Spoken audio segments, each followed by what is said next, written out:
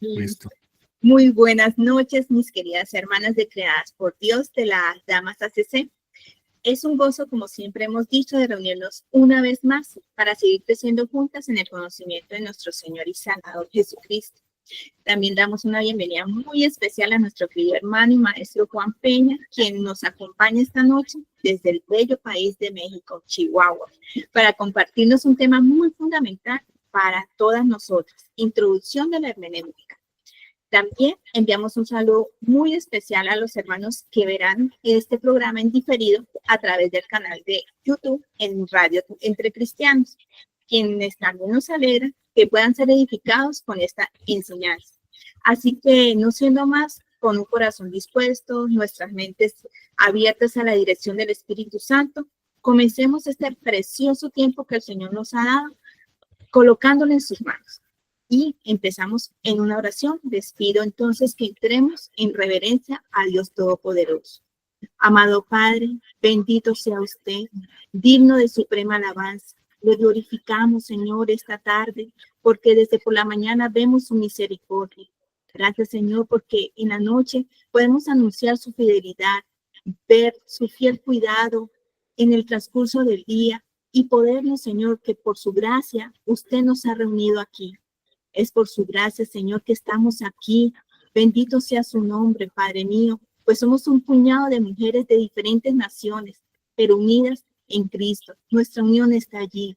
Gracias, mi Rey, por entregarnos a su Hijo amado, nuestro Señor Jesucristo, quien fue el que entregó su vida por nosotros. Allí, en esa cruenta cruz, Señor, Él dio esa vida para que nosotros pudiéramos tener vida eterna, para que pudiéramos estar aquí delante de su trono, tener este privilegio, Señor, de ser hechos hijos de Dios, de tener esa comunión entre los hermanos. Y es agradable, Señor, si aún es agradable para nosotros estar en esta armonía, en su palabra, a los pies del Maestro, para usted también, Señor, que sea como ese olor fragante que suba, Señor, a los cielos. Gracias, mi Rey, por cada una de mis hermanas. Gracias por colocar el querer como el hacer y estar dispuesta, Señor, con un corazón humilde y un corazón enseñable aquí a esta enseñanza. También, Señor, le coloco en sus manos al hermano Juan Peña, que por medio de él sea el instrumento para llevarnos, Señor, aún más al conocimiento de su corazón, a que podamos trazar bien y usar la palabra de verdad que usted nos ha dejado revelada en las Escrituras. Gracias, Padre mío. Le colocamos también este precioso tiempo, esta enseñanza, Señor, para que seamos edificados, así como ha dicho, Señor, porque muchas veces por falta de ese conocimiento nos perdemos, nos dejamos llevar por las corrientes de este mundo, pero ya no, Señor, porque queremos ser esas mujeres fieles, esos obreros fielmente, Señor, que usa bien la palabra de verdad. Gracias, Señor, por este tiempo nuevamente de reunirnos. Gracias por el Maestro, Señor, que usted ha dispuesto. Sea usted dándole sabiduría, dándole, Señor, esa guianza para que podamos instruirnos en su palabra. Todo esto lo dejamos en sus manos, mi Rey, y que todo lo que nosotros digamos, hagamos y en este momento presentemos sea para su gloria, sea para alabanza, sea para exaltar su nombre, Señor. Bendito y alabado sea por siempre. Todo lo dejamos en sus manos, que son las mejores y preciosas manos, en el nombre del Padre, del Hijo y del Espíritu Santo. Amén. Bien, hermano Juan, este tiempo, entonces este espacio queda en sus manos y antes quisiéramos conocerle un poquito más para que las hermanas, la hermana Jennifer, nosotras, bueno, yo en lo personal ya le conocemos, compartimos la misma comunidad de la asociación calvinista, pero nos gustaría que pudiera conversarnos un poquito más de quién es el hermano Juan. Ya le dejo Sí, claro. Gracias, hermana, por el espacio y por la invitación. Mi nombre es Juan Peña, hermanas, como ya lo presentó la hermana. Actualmente soy estudiante del seminario MINS, en la licenciatura del MINS, el seminario reformado. Soy de la Iglesia Nacional Presbiteriana de México, aquí en el norte de México. Estamos en Chihuahua. Soy casado, pues tengo una niña de 8 años, 7 años más o menos. Va a cumplir ahora, si Dios permite, en agosto 8 años. Y pues soy un amante de la teología. Tengo una pues se podría decir como un avance ya en lo que es el texto griego. Me quiero especializar, si Dios permite, en esa materia, ¿va? Y pues así a grandes rasgos, esa es parte de quién soy yo y parte de mi vida. Y un gusto estar con ustedes aquí en el programa. Y no sé si... Okay. Sí, gracias, hermano. Este espacio ya es todo suyo, hermano, para que demos inicio entonces a la enseñanza. A las hermanas recordarles, por favor, si mantienen sus micrófonos apagados para que no tengamos ningún inconveniente. Gracias. Sí, hermana. Miren, la clase de hermenéutica en la que yo la voy a enfocar prácticamente en la historia de la hermenéutica.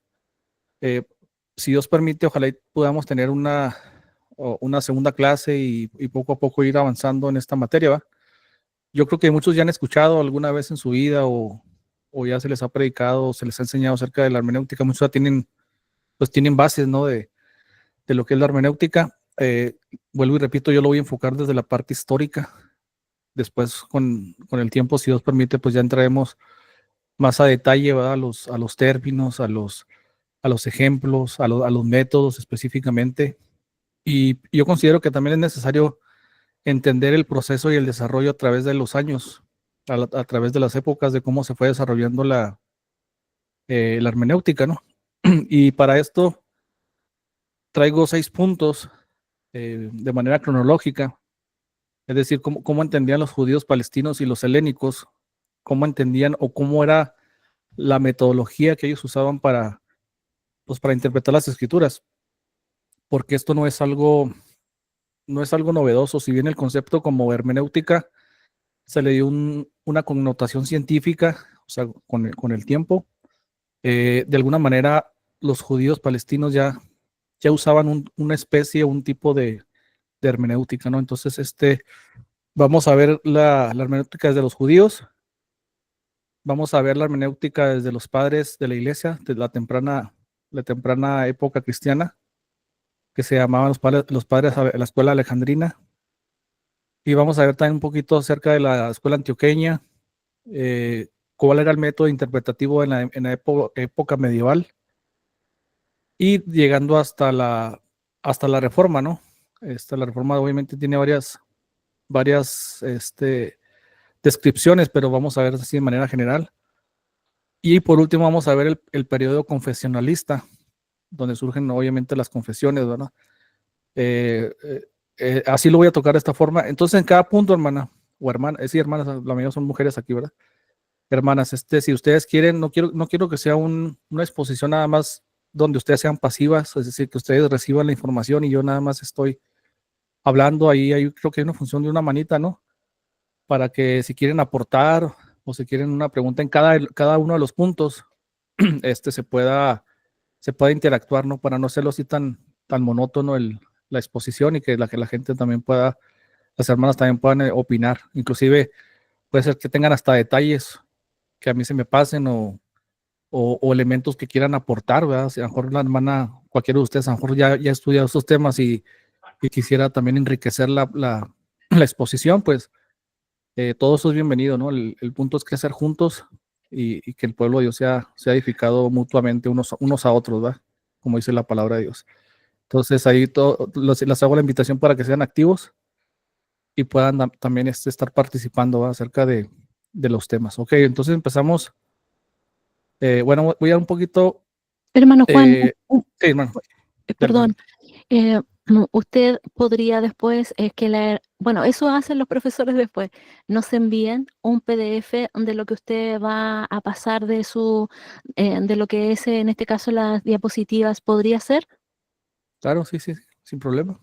Ya, muchas gracias, hermano. Yo se los envío. Okay. Ya, muchas gracias. Sí, ok. Sí, entonces, bueno, decíamos, en la historia de la hermenéutica, hermanos, hay dos periodos, ¿no? Hay algo que se conoce como la hermenéutica como la ciencia y la hermenéutica como historia o los principios hermenéuticos.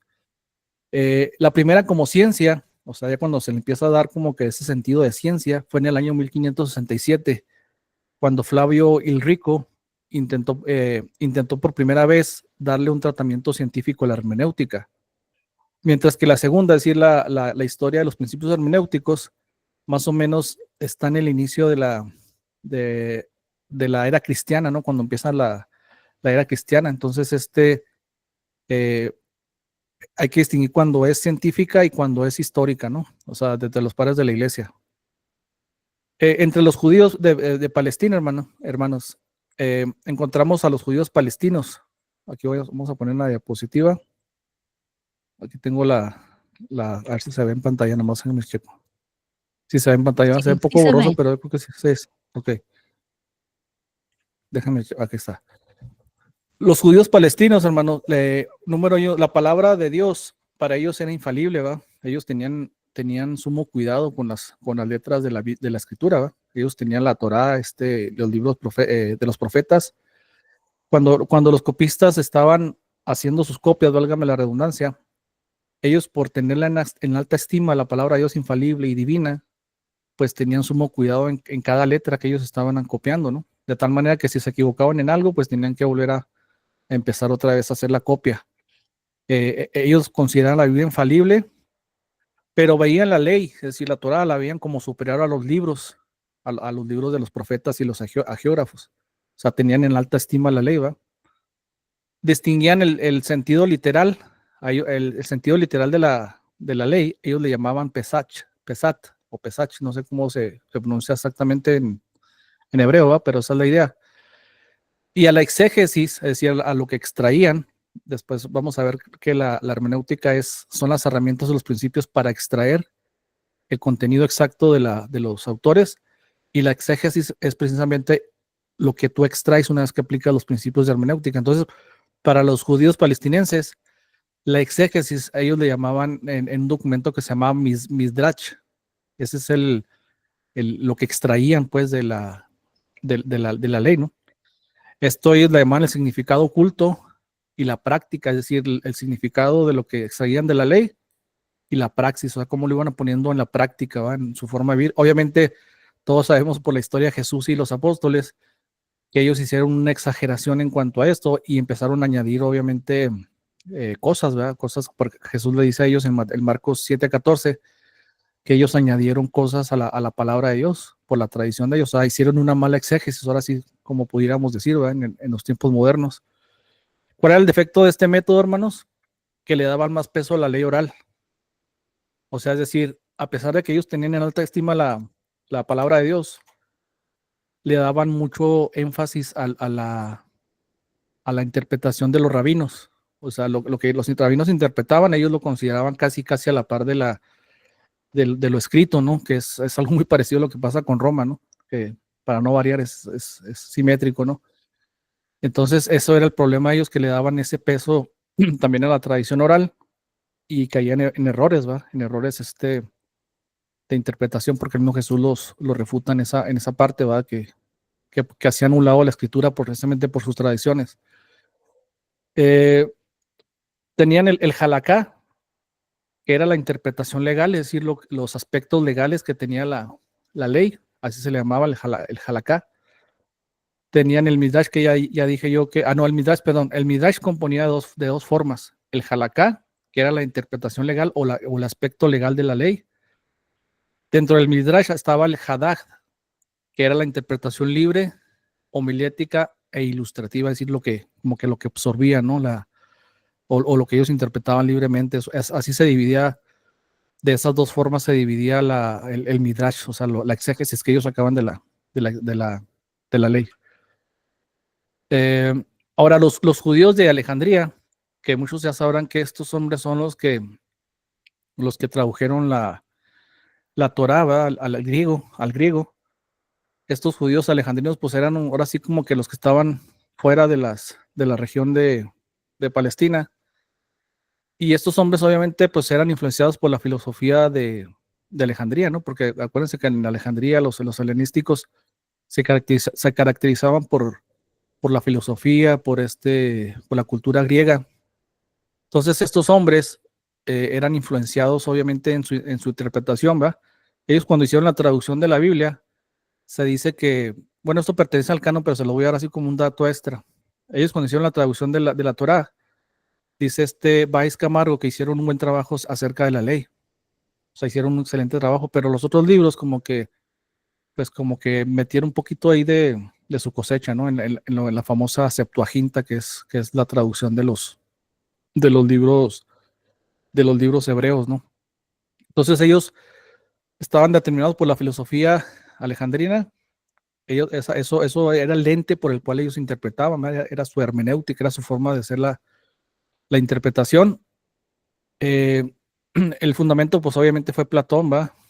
No debe creerse nada que sea indigno de Dios.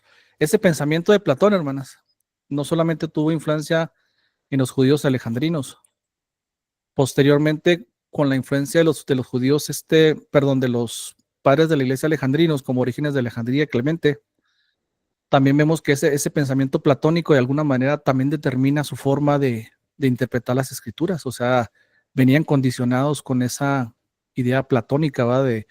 La frase era, no debe creerse nada que sea indigno de Dios.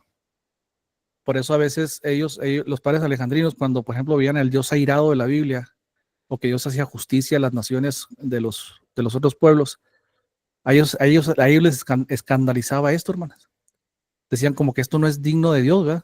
Entonces, fíjense cómo determinaba la creencia platónica con esa frase de que no debe creerse nada que sea indigno de Dios, porque malentendían, obviamente no entendían la justicia divina, no entendían pues, que Dios también era justo, ¿no? Entonces, vamos a ver que eso sí influyó bastante en los padres alejandrinos, porque vienen arrastrando precisamente desde los judíos de Alejandría, vienen arrastrando precisamente ese pensamiento, ¿no?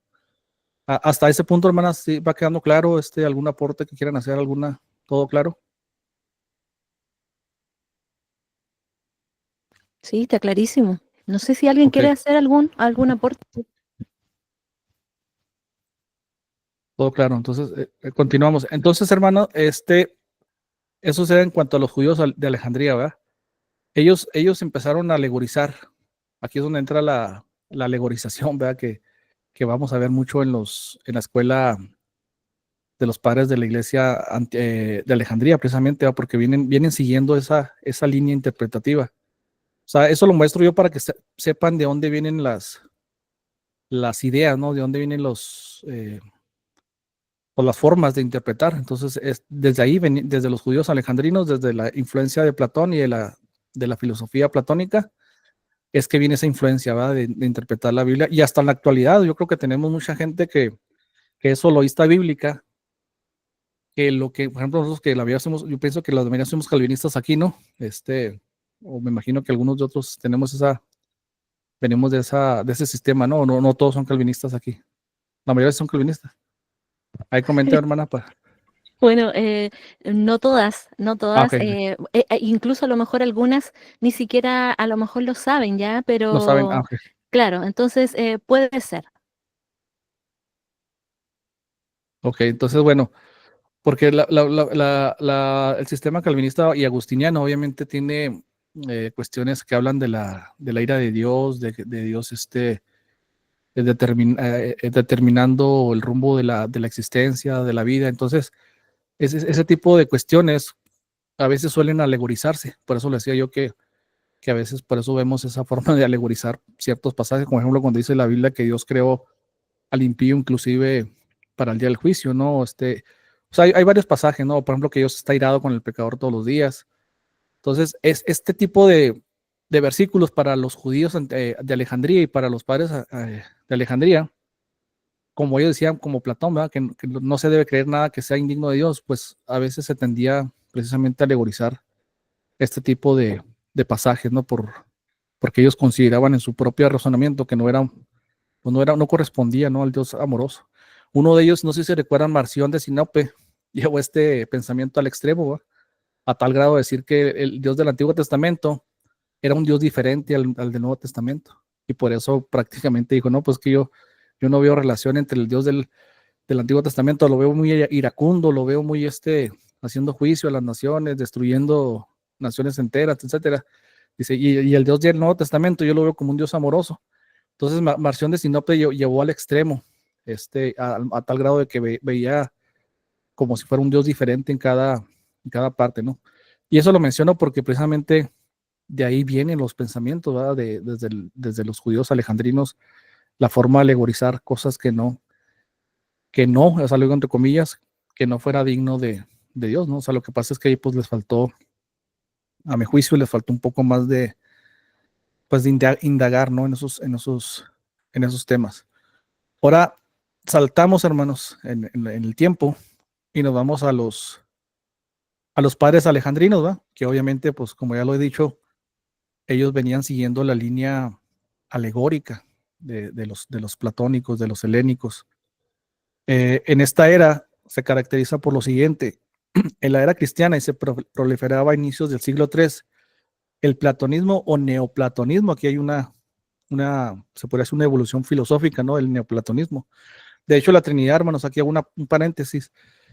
La Trinidad tiene conceptos neoplatónicos, pero no se me asusten, hermanos. O sea, no significa que porque tenga ideas filosóficas debe desecharse, ¿no? O sea, después tendré la oportunidad, si Dios permite, de explicarles lo que es la revelación general y la revelación especial de Dios. La revelación general quiere decir que Dios también se ha comunicado a través de la ciencia, es decir, de personas que no son meramente cristianos o que no son regenerados. O sea, Dios habla a través de la razón también, ¿verdad? Del pensamiento. Obviamente todo tiene que ir subordinado a las escrituras, ¿verdad?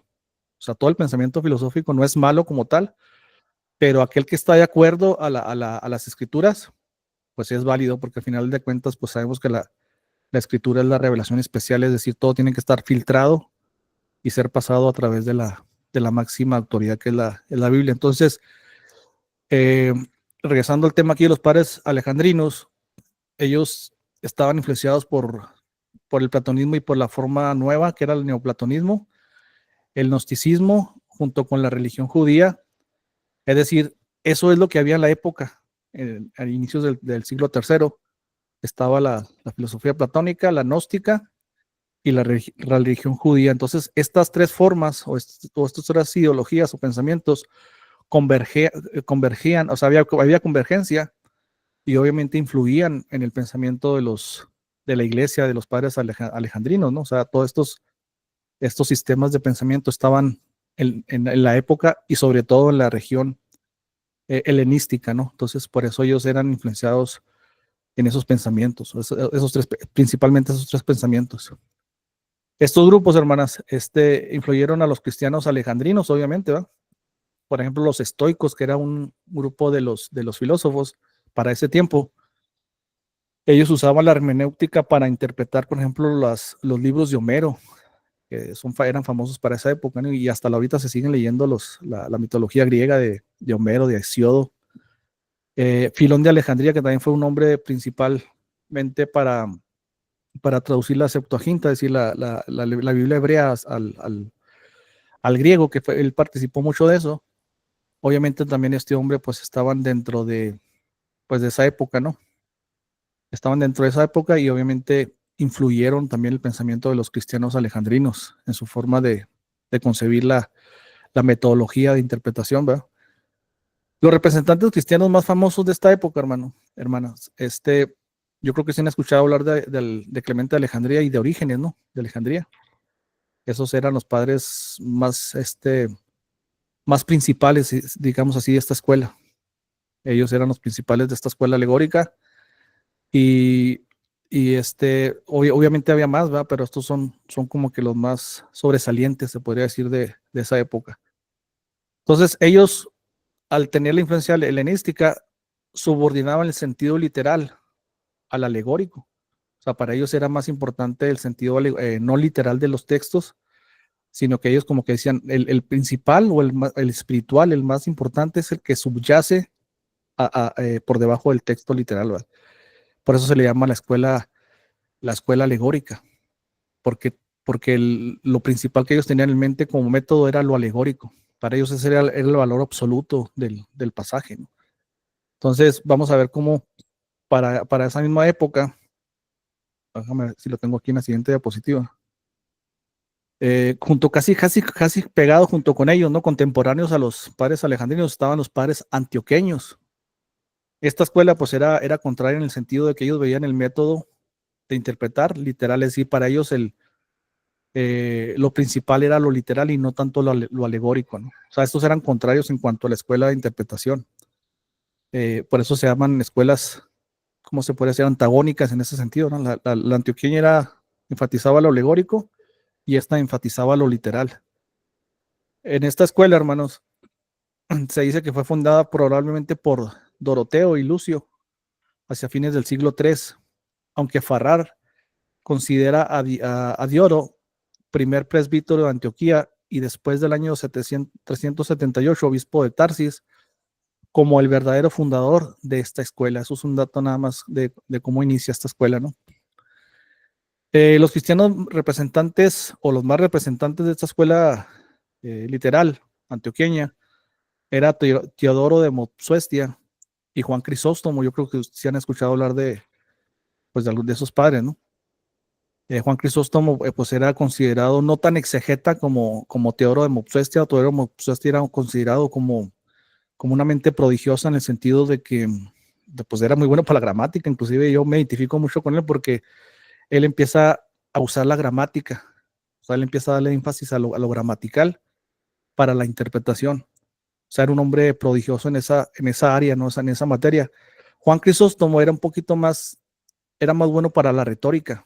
A él se le conocía como la boca de oro, porque no se le conocía como un gran, o sea, a pesar de que él daba énfasis al texto literal, o sea, no tanto a lo alegórico, pero él era más así de que tenía muy buena retórica. O sea, por eso se le llamaba la boca de oro, le decía, ¿no? La boca de oro, porque era tenía muy buena retórica. Teodoro Mopsuestia era más exégeta, o sea, más científico, más técnico. El problema de Teodoro Mopsuestia, hermanas, es que empezó a decir que la Biblia no tenía, o ciertas partes de la Biblia no eran inspiradas. Ese fue uno de los errores que tuvo Teodoro de Mopsuestia. Pero lo que quiero destacar aquí es que estos dos hombres son como que los principales de la escuela o de la forma antioqueña de interpretar la Biblia o darle fuerza al texto, a la parte literal, ¿verdad?, del texto. ¿Alguna pregunta, duda, hermanas, hasta aquí, aporte? Si no, continuamos. ¿Todo bien? Ok. Entonces, estos son los precursores de la exégesis científica, ¿verdad? Muchos dicen que estos son los precursores, o sea, por usar el método literal, el énfasis en el sentido original, al ir obviamente a la parte gramatical, a los originales. Estos hombres como que ponen el primer ladrillo para lo que se conoce como la hermenéutica moderna, ¿va? Porque la hermenéutica moderna considera mucho la parte gramatical para hacer un análisis de un pasaje, ¿va? Entonces, estos hombres como que ponen el primer ladrillito, se podría decir, en cuanto al desarrollo de la escuela de la hermenéutica. Estos hombres, obviamente los antioqueños, dice Luis Berkhoff, esta información yo la saqué del libro de Luis Berkhoff, dice que los tres padres capadocios pertenecen a esta escuela, ¿va? Para los hermanos que no saben quiénes son los tres padres capadocios, ellos fueron padres de la iglesia que influyeron mucho en el pensamiento de la Trinidad, es decir, dieron un gran aporte, ¿va?, a lo que conocemos ahorita en actualidad como la Trinidad. Entonces, estos hombres bebieron mucho del método literal, ¿verdad?, de estudiar el texto gramatical, de estudiar el sentido literal, darle fuerza y énfasis al sentido literal. Eso es en cuanto a los padres de Antioquía, ¿no? Que eran más en ese sentido, más literales, o sea, para estudiar el pasaje. Hermano, Sí, hermano hermano. Juan, disculpe, ahí entre ellos está Agustín de Hipona igual, porque él, bueno, por lo que tengo entendido, tiene 4 niveles de interpretación este padre. Agustín ya entra en la parte de la cuádrica. Ahorita vamos a ver inclusive es la que sigue, ¿verdad? La forma cuádruple de Ya, sí, interpretación. sí, sí, sí. Berkhoff lo coloca, lo coloca un poquito más pegado, aunque sí, Agustín también bebió un poquito de ambos, o sea, tanto lo alegórico como lo literal, o sea, hizo Literal, como un balance, o sea, sí. no se puede decir que se inclinó totalmente a uno ni a otro, pero sí tuvo así como que, porque la forma cuádruple implicaba las dos formas, ¿va? Lo literal y lo alegórico. Sí. Mm. Eso era lo que, o, ¿sí está bien, hermano? Ahí. Sí, sí, es que Ok. le quería preguntar si estaba dentro de los padres Agustín de Hipona, porque por lo que sabía, él, bueno, ahí usted lo está diciendo, de lo cuádruple. Sí. Entonces, eso fue a siglo III más o menos, las dos escuelas de Antioqueña y la Alejandrina, porque muchas veces, pues ustedes saben que hacemos apologética contra el catolicismo, ¿no? Y ellos siempre dicen que, pues que la iglesia siempre ha estado en, en- en armonía en cuanto a los métodos de interpretar, y pues no es cierto, hermano. O sea, vemos que los alejandrinos y los antioqueños, pues eran opuestos en cuanto a la forma de ver el texto sagrado. Unos lo veían más alegórico, le daban énfasis a lo alegórico, otros le daban énfasis. Entonces, a veces quieren vender ese cuento, ¿no? Pero no, pues la historia no avala, pues no avala tal cosa, ¿no? O sea, porque siempre ha habido un desarrollo en cuanto a la forma o a la metodología que se ha usado para interpretar la Biblia. Entonces, entrando a la época medieval baja, que se divide en tres etapas, ¿no? La baja, media y alta. En esta época, hermanas, se cree que fue la época de mayor atraso teológico, es decir, casi no hubo un desarrollo en cuanto a la teología, en cuanto a la metodología de interpretación, ¿va? Esta es una época, se podría decir, oscura en ese sentido. Hubo mucho atraso, pues, en la cuestión teológica. Dice, solo se conocía la Biblia por la Vulgata, que era una traducción, ¿va? De latina, y los escritos de los padres. O sea, la Biblia, pues obviamente no todos tenían acceso, ¿va? Eran pocos, y los que llegaran a tener acceso la conocían a través de la Vulgata y de los escritos de los padres. La Vulgata, pues obviamente tenía los libros eclesiásticos o que conocemos ahorita como deuterocanónicos. Entonces, por eso, pues no hubo tanto desarrollo, ¿va? Dice aquí Berkowitz, es el periodo más ignorante de las escrituras, como les decía. Entonces, este método se caracteriza por cuatro aspectos, ¿verdad? El literal, como decía yo el hermano ahorita, o sea, no desecharon la parte literal, ni Agustín. Creo que Agustín se apegó un poquito más a esta metodología. Déjame ver si puedo poner un puntero porque se me pierde aquí donde estoy señalando. Ahí sí se ve en pantalla, ¿verdad? Ahí está. El literal, obviamente ya lo vimos, ¿verdad? Que pues es el énfasis en el significado literal del pasaje. Tropológico, que viene siendo como que la forma práctica, es decir, lo que extraigo para practicarlo. El alegórico, que ya lo vimos, ¿verdad? O sea, el texto, hay algo que subyace atrás de las palabras. Ese es el sentido alegórico. Y en el analógico, ¿verdad? Esos cuatro la forma en la que se usaba en la Edad Media. Por muchos años, por muchos siglos permaneció esa forma de interpretar. Inclusive la Iglesia Católica en la actualidad creo que todavía usa esa forma, ¿no? Tienen esa forma de De ver. interpretar. Por eso, Mm. sí, entonces No, por eso no, se quedaron. Ajá, sí, sí, hermano. eh, no, siga nomás, hermano, yo le iba a decir de verlo, de esa forma lo ven los católicos, ¿verdad? Sí, sí, ellos todavía, ahorita estamos viendo que también qué más impactos tiene esta forma. Y vamos a ver también los defectos que tiene esta forma, ¿no? De ver esta metodología de interpretar la Biblia. En este periodo dice no hubo un desarrollo en principios hermenéuticos, o sea, se estancó todo lo que es el periodo de la era medieval. Y la exégesis estaba atada de pies a manos a la tradición y a la iglesia. O sea, Mm. esta metodología casi no exigía que la gente hiciera una reflexión, que aplicara principios, porque no sabían cómo aplicar los principios de hermenéutica. Entonces, dice que estaba atada de pies y manos a la tradición. O sea, inclusive Hugo de San Víctor decía una frase que era muy famosa para esa época, decía, primero ve a los padres de la iglesia y después ve a la Biblia, dice, para confirmar lo que los padres de la iglesia dicen. O sea, tú tenías que verlo conforme a la óptica de la iglesia y de los padres de la iglesia. Perdón, de la tradición y de los padres de la iglesia. Entonces, fíjense cómo esa metodología todavía influye, ¿no? En alguna manera en los católicos. O sea, se quedaron como quien dice en la forma antigua de verla, en la época medieval, de ver de ver la exégesis y ver cómo se tiene que interpretar, porque ellos siempre te dicen, ¿no? El magisterio es el que tiene que interpretar las escrituras, ¿no? Y esa es la forma en que en este periodo se veía se veía la escritura. Hermano, Sí, bueno. está la hermana Martica que ella quiere está con su mano levantada. Quiere Ok. hacer seguramente alguna pregunta. Sí, adelante, Sí, hermana. buenas noches, maestro.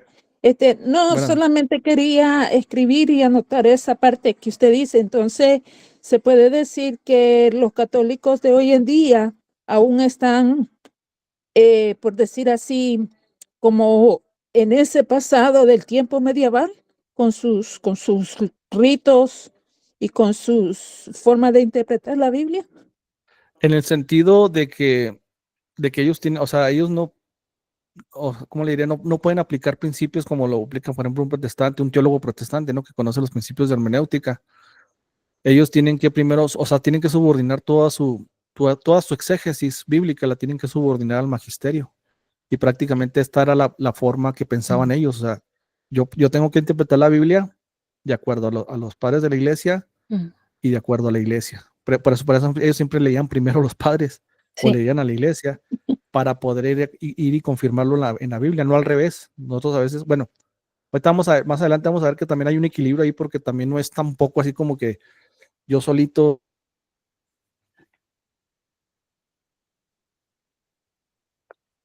Se nos pegó el profe. ¿Mande? Ahí sí. No, que se quedó pegado. Las demás hermanas también me congelé con las demás o ¿No nada más la hermana. fue usted nomás? Y que se con congeló? todas. Sí. Ah, ok. Me va a hacer mi internet. Sí, disculpen, es que yo creo que es el internet que no está tan bueno. Entonces, en ese sentido, hermana, no sé qué la hermana que fue la que me preguntó. Sí, ¿Quién fue? sí, lo estoy escuchando. Sí, es que se me había como estaba tomando esa nota y se me pasó y quería aclarar en mi mente, en mi anotación, lo que usted había dicho. Muchas gracias. Ahí tomen la captura. Pues, todos se los va a pasar, ¿verdad? Pero dice, y la exégesis estaba atada de manos, aquí me faltó, le puse pues en vez de pies y manos a la tradición y a la iglesia. O sea, todo lo que tú extraías de la Biblia estaba subordinada, estaba atada, como dice Berkov, a la tradición y a la iglesia.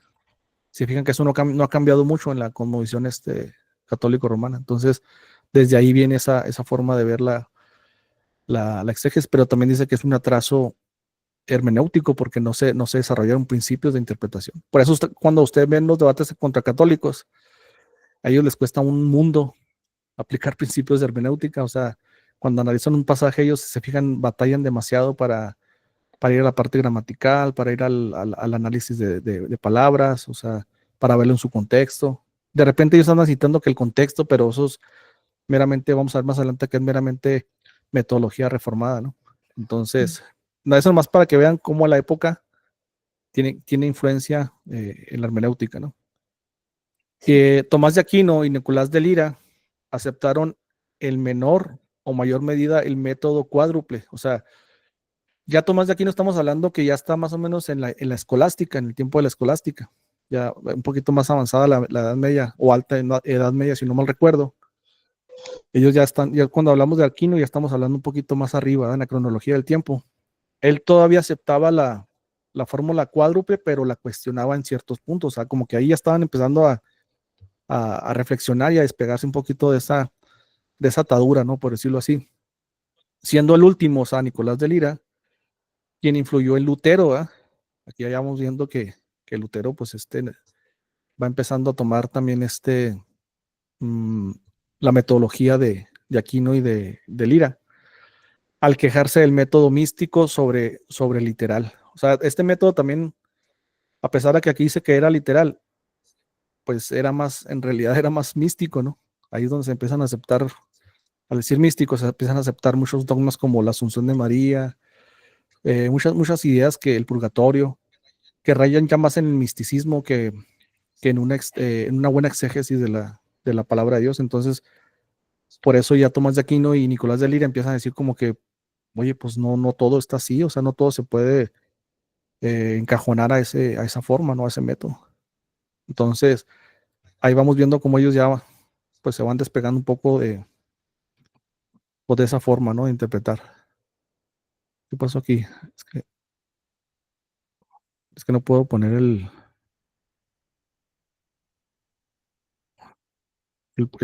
¿cómo se pone otra vez la flechita, hermana? Ya no recuerdo. Para volver a regresar bueno, lo adelanto aquí, No lo sé. Hermana Moni, manualmente. no lo sé. Voy a tener que hacerlo manual. Aquí está. Es que puse el puntero, pero ya no sé cómo regresar otra vez aquí está, nomás era poner el escape. Ya entendí. Entonces, eso es acuérdense que vamos como que si van viendo que van se me olvidó poner los años ahí, porque también era importante haber puesto los años, ¿va? Los judíos, obviamente, palestinos y helénicos eran antes de Cristo, ¿va? Los padres alejandrinos, alegóricos y antioqueños son después de Cristo, son por ahí más o menos del siglo III. La época medieval, pues también arranca más o menos después de esos siglos, de los antioqueños y alejandrinos. Y aquí vamos a dar un salto hasta la Reforma, ¿no? Aquí está el periodo de la Reforma. Cuando nace la época del Renacimiento, es cuando también se da, junto con el Renacimiento, se da también la época de la Reforma. Nace la idea de ir a los originales, hermano. Por eso decíamos que Teodoro de Mopsuestia puso como que el primer pilar, porque él enfatizaba mucho la gramática, ir a los textos originales. Entonces, en esta época nace la idea de ir a los textos originales, ¿va? Por la Reforma. En este periodo se fue dejando la idea cuádruple, o sea, como que dijeron, esta forma no es la óptima, ¿no? Para interpretar la Biblia. La Biblia tiene un solo sentido. Ellos empezaron a enfatizar el único sentido, porque para la fórmula cuádruple, pues había un sentido literal, había un sentido tropológico, había un sentido alegórico y había un sentido místico. Entonces, por eso nacían tantas corrientes, ¿va? Porque pues como era forma cuádruple, había muchos sentidos en la escritura y ellos dijeron, no, pues la Biblia tiene un solo sentido, ¿va? O sea, empezaron a enfatizar esa parte. ¿Quiénes fueron los principales precursores de esa idea en la Reforma? Pues Reuchlin y Erasmo de Rotterdam, ¿no? Que es conocido por el texto Receptus. Ellos se conocen, dice Berkut, que eran los ojos de Europa, en el sentido pues de que empezaron a darle énfasis también al solo sentido de las escrituras. Ahorita tenemos muchas corrientes o muchos predicadores que no han estudiado hermenéutica y pierden mucho el énfasis en el sentido original del texto, ¿no? O sea, como que le escarban cosas que el texto no dice y andan allá en otras, o sea, el énfasis de ellos está como que en cosas que el pasaje no dice, ¿no? Yo pudiera dar ejemplos de predicadores, pero no lo oigo porque sé que puede ser que hay hermanas que a lo mejor no estén muy de acuerdo, ¿no? Para no meternos en problemas, ¿verdad? Ajá, sí. Entonces, tengamos cuidado nada más con eso, hermanos. Cuando un predicador, usted analiza un predicador, usted revise bien el texto y que no se vaya más allá de lo que el texto está diciendo, o sea, que no vaya a empezar a meter ideas que el texto no está diciendo, ¿no? O que le dé un sentido místico, o que diga, no, pues el texto no lo dice, pero si la escarbas, si lo ves contra el sol, ahí se encuentra la revelación oculta, ¿no? Porque pareciera ser que así lo interpreta, ¿no? Como que si tú volteas así contra el sol y ahí se ve el significado oculto, ¿no? Tienen que tener cuidado con esa forma de interpretar la escritura, ¿no? Así nacen muchas herejías. Entonces ellos hicieron una frase que se llama en latín scripturare interpretes, que muchos de ustedes la han escuchado, ¿no? La escritura se interpreta, o la escritura interpreta la escritura. Ese es un principio hermenéutico que ellos acuñaron, que hasta la fecha pues se sigue usando, ¿va? No que la escritura obviamente no te va a decir, ¿verdad? No es como una persona que te va a decir, mira, es que yo lo que quiero decir es esto, o sea, obviamente es un sentido alegórico, por decirlo así, no sé cómo decirlo, donde la misma escritura, o sea, tú lo que extraes de la escritura tiene que tener armonía entre la misma escritura. La escritura tiene que respaldar, no tiene que contradecirla, ¿verdad? Se tiene que armonizar la texto con texto, etcétera. A eso se refiere que la escritura se interpreta con escritura. Ese fue uno de los pilares que pusieron estos hombres. Y luego viene omnis intellectus ac expositio scripturare sit analogia fidei, que es básicamente exposición y comprensión de la escritura de acuerdo con la analogía de fe. O sea, que toda la escritura tiene que tener armonía y analogía. No, yo no puedo concluir algo de la Biblia que contradiga otras partes de las escrituras, ¿no? Ese es otro principio que los reformadores empezaron a acuñar para la hermenéutica. Fíjense que aquí hay más desarrollo, ¿verdad?, que en el método antiguo, que es el método cuádruple. Aquí empieza a haber un poquito más de ciencia en cuanto a la interpretación. Lutero enfatizó el contexto y la historia con enfoque cristocéntrico. Lutero empezó a decir, bueno, la Biblia tiene un contexto histórico, ¿verdad? Y eso es bueno. O sea, él puso un pilar que hasta la fecha los teólogos y los que usan la hermenéutica usan mucho el contexto histórico, ¿verdad? Ese es un gran problema que tenemos en las iglesias evangélicas, hermano. Muchos predicadores hacen sus sermones y rara vez checan el contexto histórico. Y ese es un problema. Y les voy a poner un ejemplo de un pastor que tuve hace muchos años. No voy a decir nombres para que nadie se ofenda. Una vez él, pues nunca pasó por un seminario, nunca pasó por una formación académica. Y él estaba explicando lo de las 10 vírgenes, el famoso relato de las 10 vírgenes. Y él decía que las 10 vírgenes, por no conocer el contexto cultural de la historia, que las 10 mujeres estaban esperando a un solo marido. O sea, que todas iban a casar con el mismo hombre. Pero según el contexto histórico judío, se acostumbraba a que 10 mujeres acompañaran a la que se iba a casar, como tipo doncellas, ¿no? Entonces, el no conocer precisamente el contexto histórico de la época nos puede hacer cometer ese tipo de errores, ¿verdad?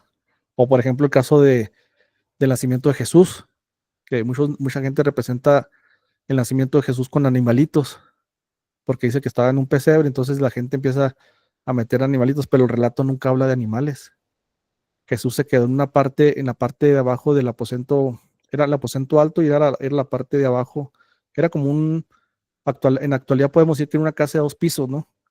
El aposento alto era la casa de huéspedes, ese era el mesón, la casa de huéspedes, y la parte de abajo en invierno se solía decir que muy de vez en cuando la gente metía a sus animales por las inclemencias del clima. Entonces, cuando dice que no se halló mesón para Cristo, se está diciendo que no había en la planta de arriba, no había lugar para ellos en la parte de huéspedes, entonces se quedaron en la parte de abajo. No que fuera como un hotel así de que llegó y no, pues sabe que tenemos todos los cuartos llenos, ¿verdad? Entonces, se dan cuenta cómo es importante el conocer también el contexto histórico judío. Entonces, Lutero empezó a ver que eso era importante a la hora de interpretar, ¿verdad? Ahora, él le dio un enfoque cristocéntrico.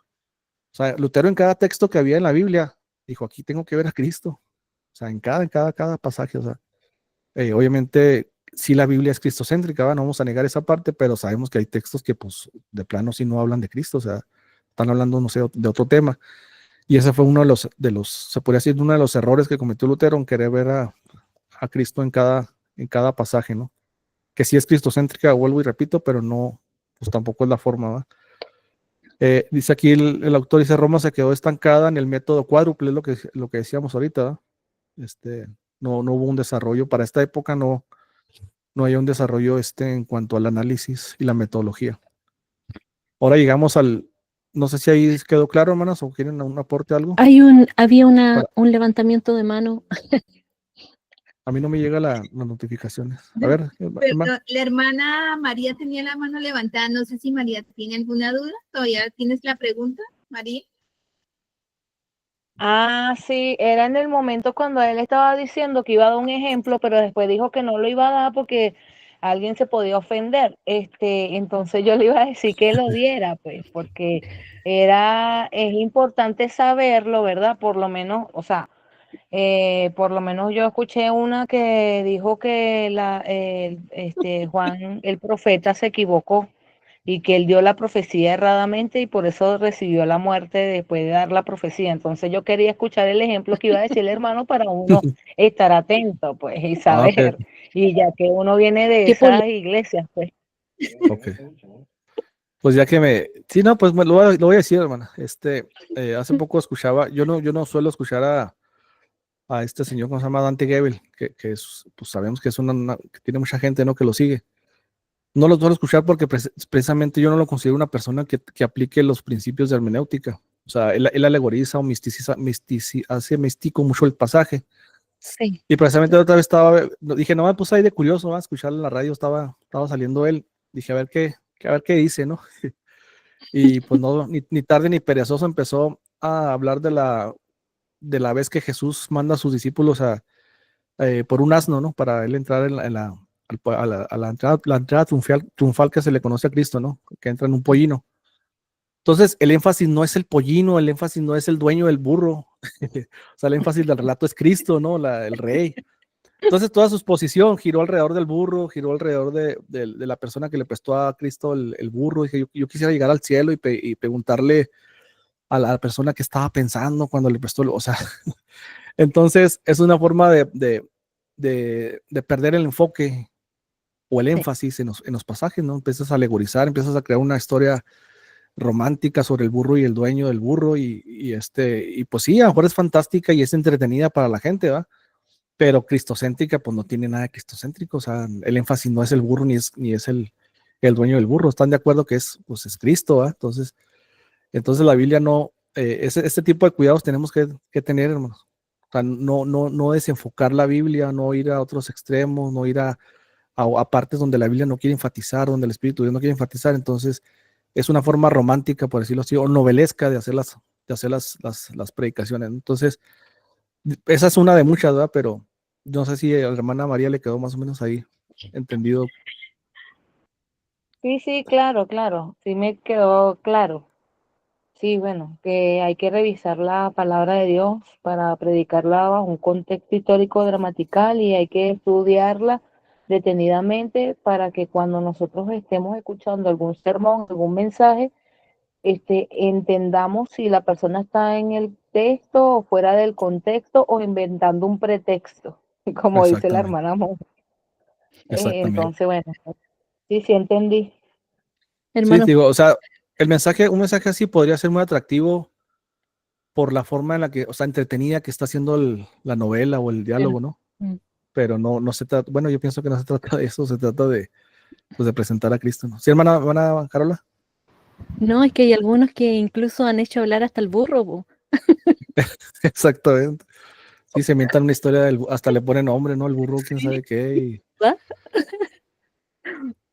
Sí, o sea, tengamos cuidado con ese tipo de romanticismo o misticismo, como lo quieran llamar, de alegorizar los pasajes o perder el enfoque, que eso es peor todavía uno, perder el enfoque del texto o la predicación.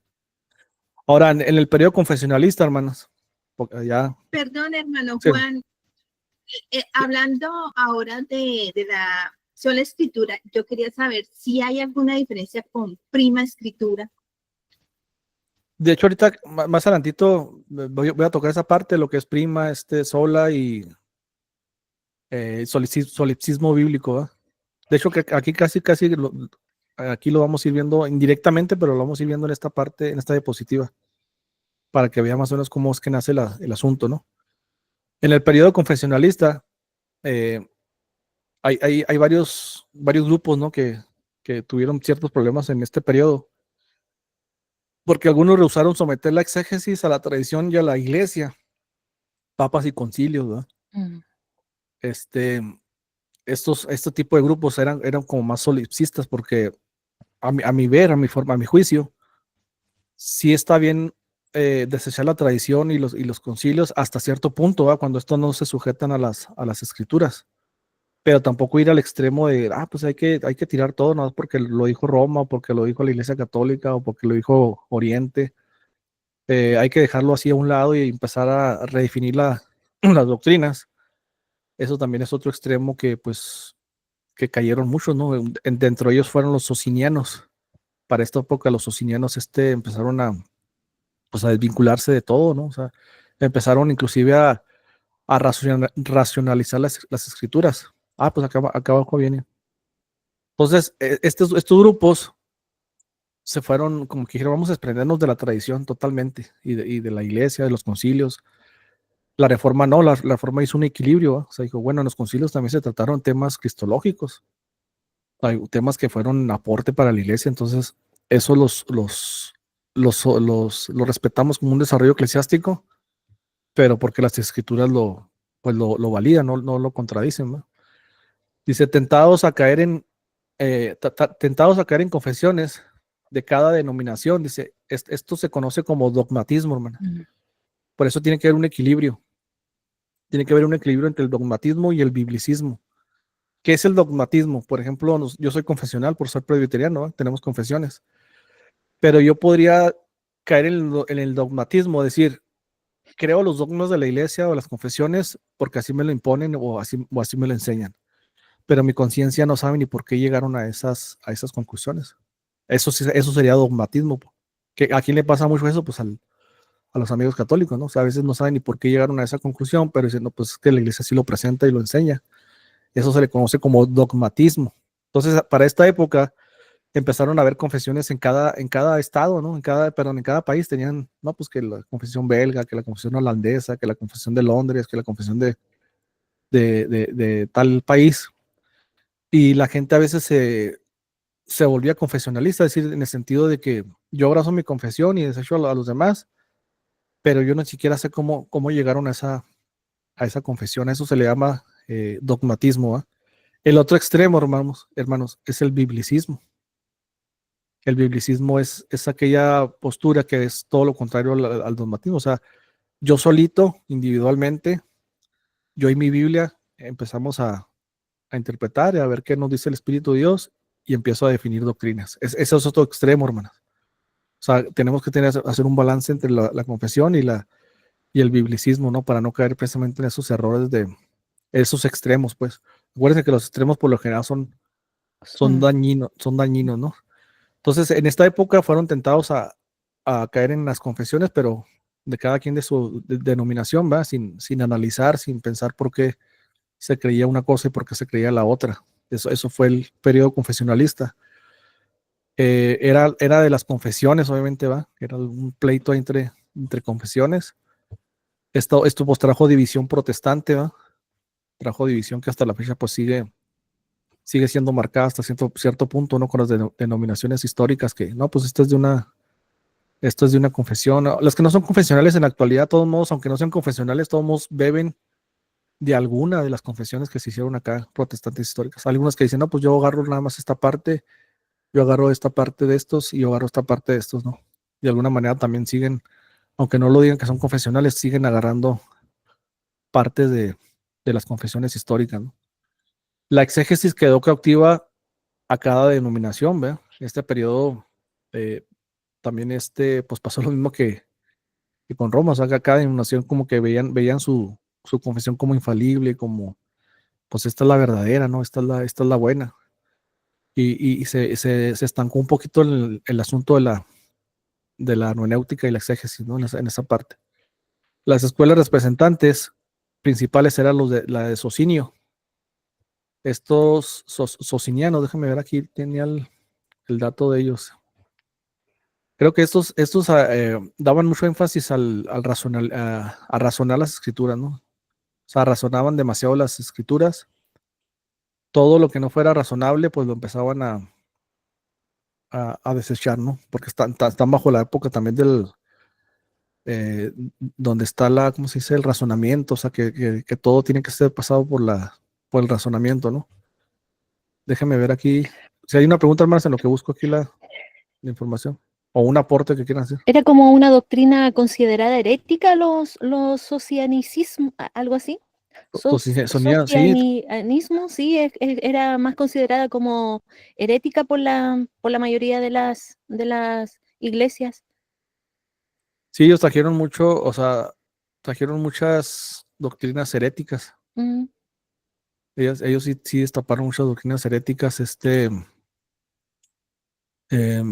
No recuerdo exactamente ahorita cuáles de ellas, ¿verdad? Pero sí trajeron bastante, precisamente por ver la teología de esa forma.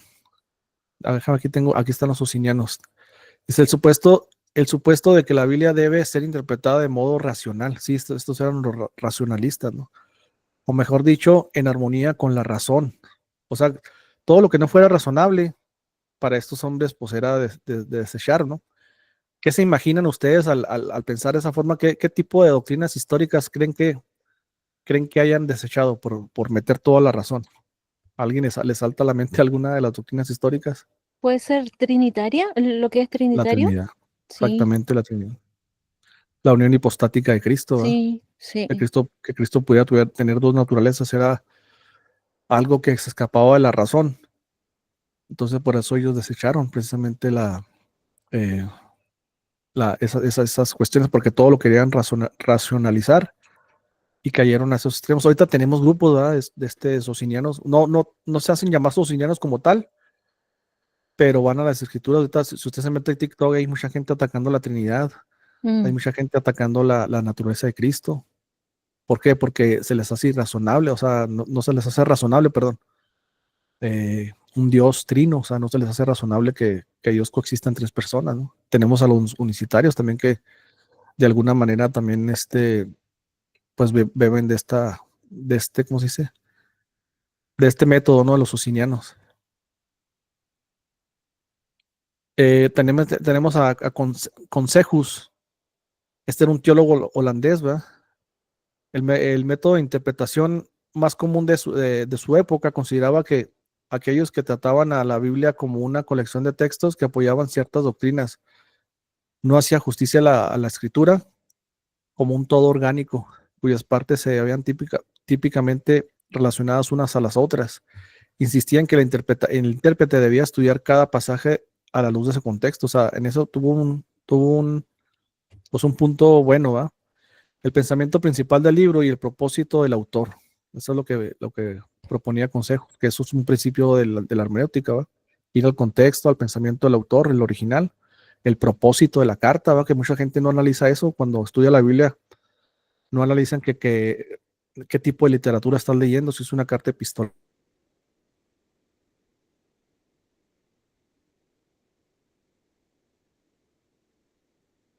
Es como una predicación, ¿va? Que tiene introducción, tiene un nudo y tiene un desenlace, una conclusión. Por eso nunca se debe, cuando alguien interpreta Hebreos, no debe interpretar aisladamente, siempre tiene que ver la conclusión del autor. Entonces este hombre proponía ese principio, obviamente también tuvo errores, ¿verdad?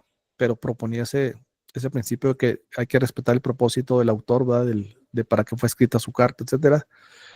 Su principio fundamental fue que las palabras de la escritura señalan todo lo que se le hace señalar en el discurso entero, o como lo expresa en sus obras. El sentido de las palabras, dice, de la Biblia abarcan tanto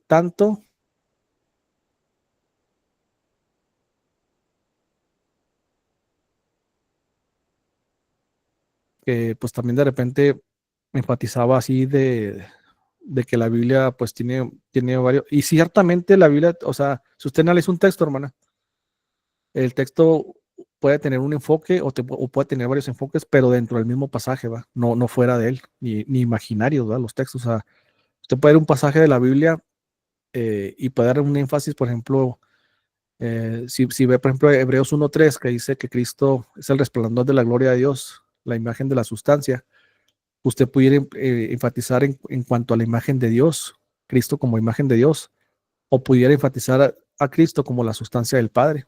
Pero porque puede enfatizar en esos dos aspectos, porque el texto le permite, o sea, el texto le permite enfocarse en una de las frases o en otra de las frases, ¿sí me explico? Entonces, pero ya ir más allá de lo que el texto te está diciendo, pues ahí es donde está lo peligroso, ¿no? Después en la segunda clase de hermenéutica les voy a decir cuáles son los sentidos que se han hablado, ¿no? O sea, acerca de si es de un solo sentido, dos sentidos, o cuántos sentidos tiene el pasaje cuando se estudia hermenéutica. Pero eso ya es cuando entremos a hermenéutica a los detalles, ¿verdad? Que es el círculo hermenéutico, que es el método inductivo, el método devocional, que ahí es donde se va a poner, ahí es donde se va a poner buena la cosa, decimos aquí en México, porque ahí es donde van a aprender ustedes a pues, analizar ya directamente los textos. Esto simplemente es como historia, pero es necesario que se conozca cómo se fue desarrollando, ¿verdad? Para que también sepan cómo fue obrando. Conocer la historia, dicen los historiadores, ya sea la hermenéutica, historia de la iglesia, etcétera, de doctrinas, es conocer la obra del Espíritu de Dios, es conocer cómo Dios ha obrado a través de los tiempos, ¿no? Y Dios también ha obrado a través pues de la metodología, de la forma de cómo ha inspirado a sus hombres para que puedan ellos mismos interpretar o desarrollar métodos para poder explicar la Biblia, ¿no? ¿Alguna pregunta, hermano? ¿No tiene mano para ir, mano levantada algo, no? ¿O le seguimos?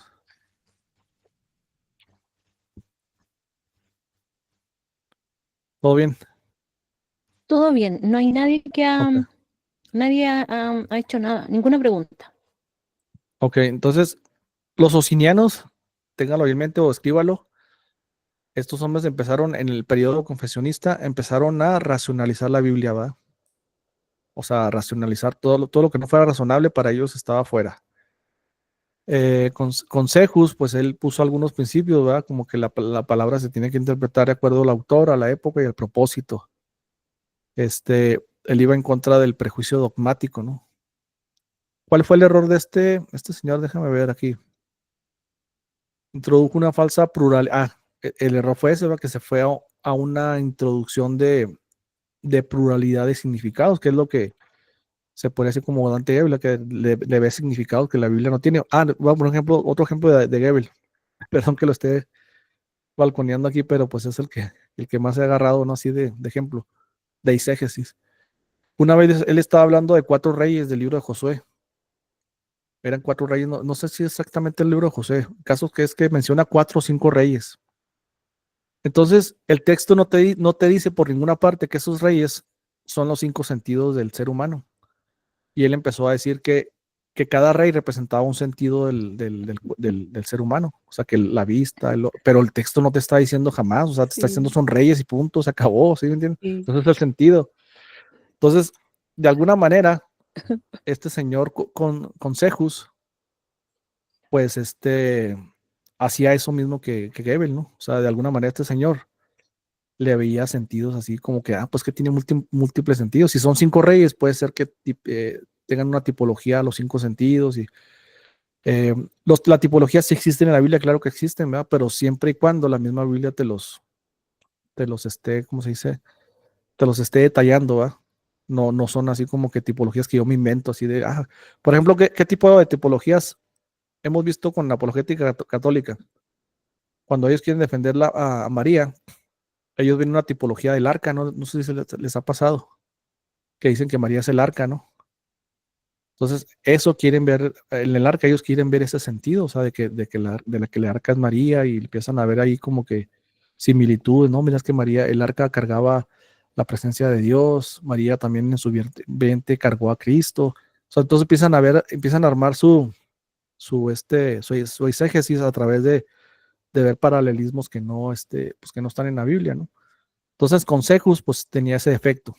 Tuvo aciertos en el sentido de que hay que estudiar al texto en su contexto, hay que estudiar al autor, el propósito de su carta y todo eso. Eso fueron puntos a favor, pero el problema de él es que le introdujo muchos significados, una pluralidad de significados al pasaje. Ese fue uno de sus errores, ¿no? Turrentín, que fue un teólogo reformado, se puso al proceso arbitrario de consejos y sus seguidores.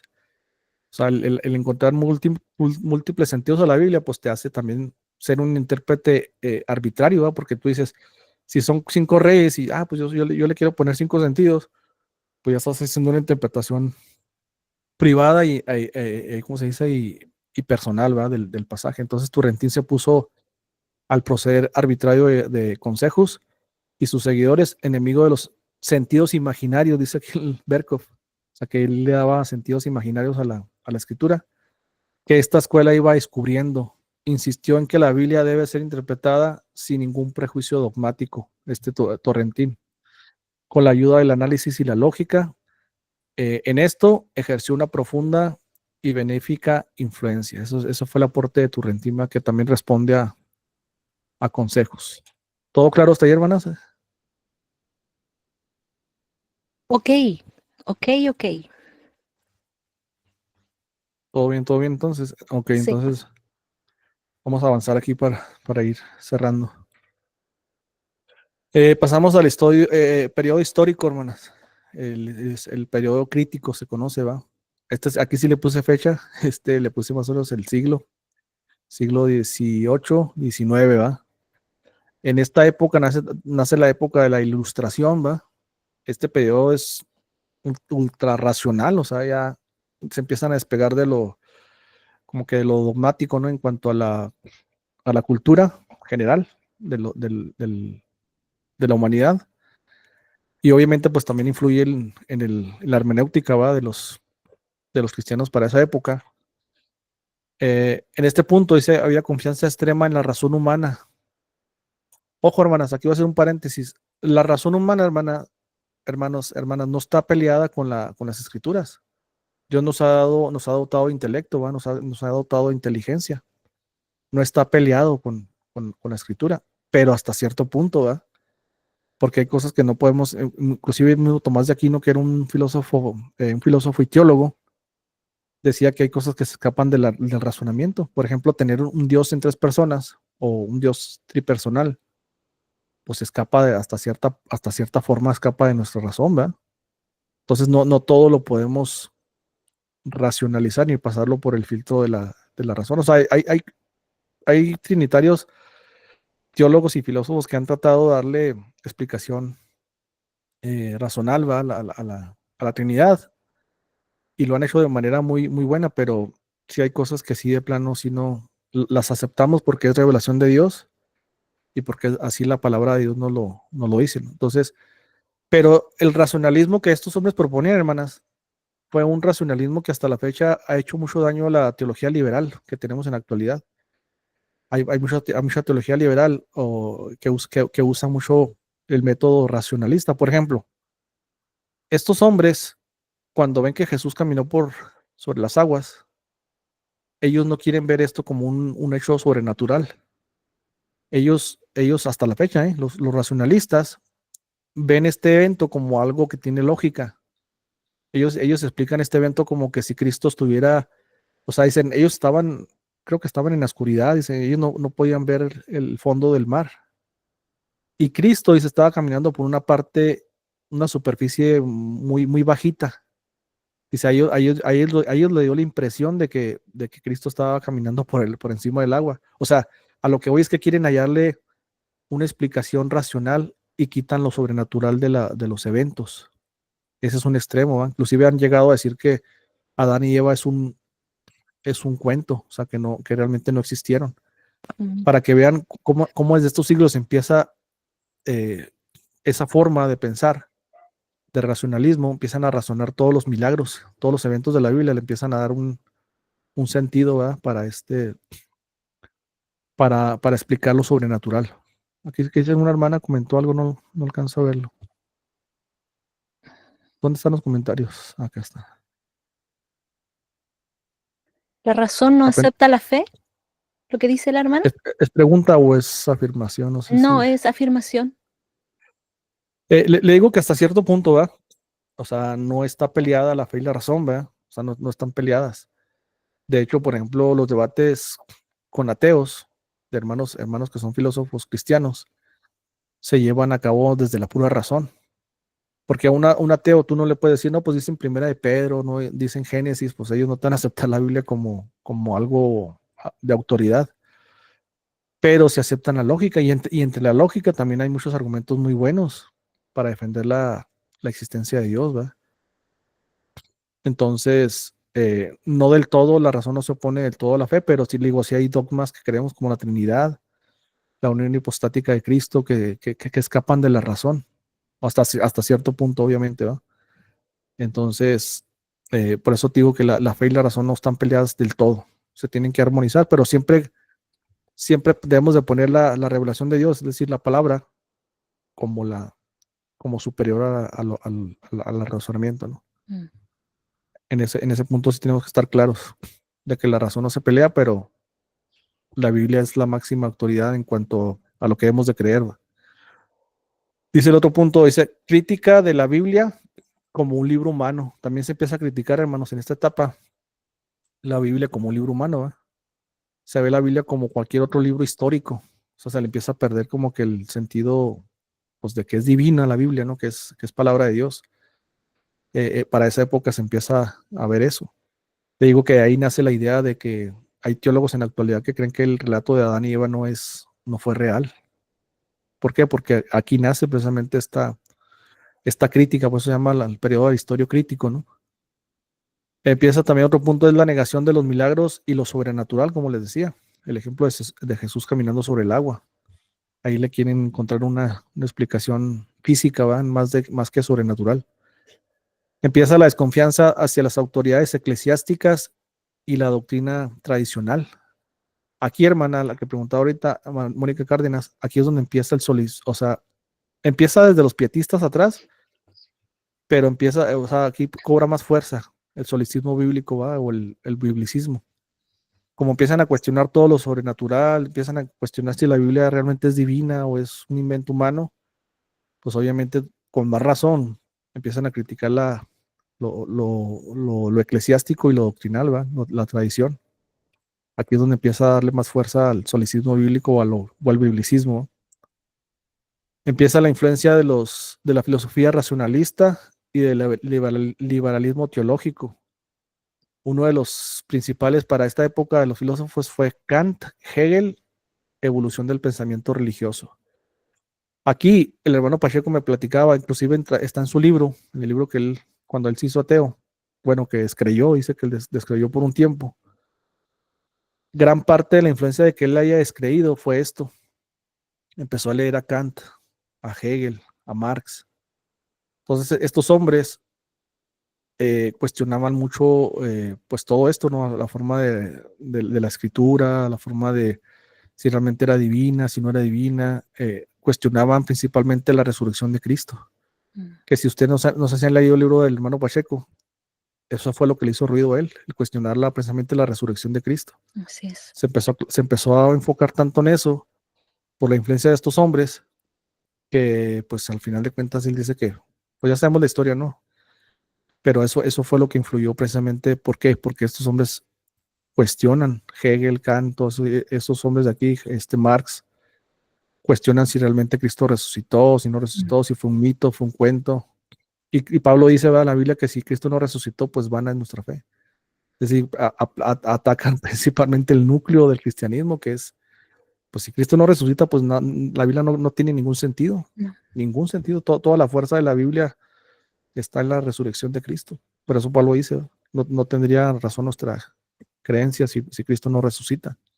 Entonces fíjense cómo podemos decirlo así, con estas palabras, como Satanás, a través de la influencia del pensamiento, porque no todo no es malo. Por ejemplo, Kant hizo un libro muy bueno, yo también leo de repente filosofía, me gusta también esa materia, de cómo validamos el conocimiento, etcétera. ¿Cómo se llama? Crítica a la razón pura, algo así se llama, si no mal recuerdo el libro. También es una forma muy, muy buena también de que podemos usar, por ejemplo, para combatir a los ateos, ¿no?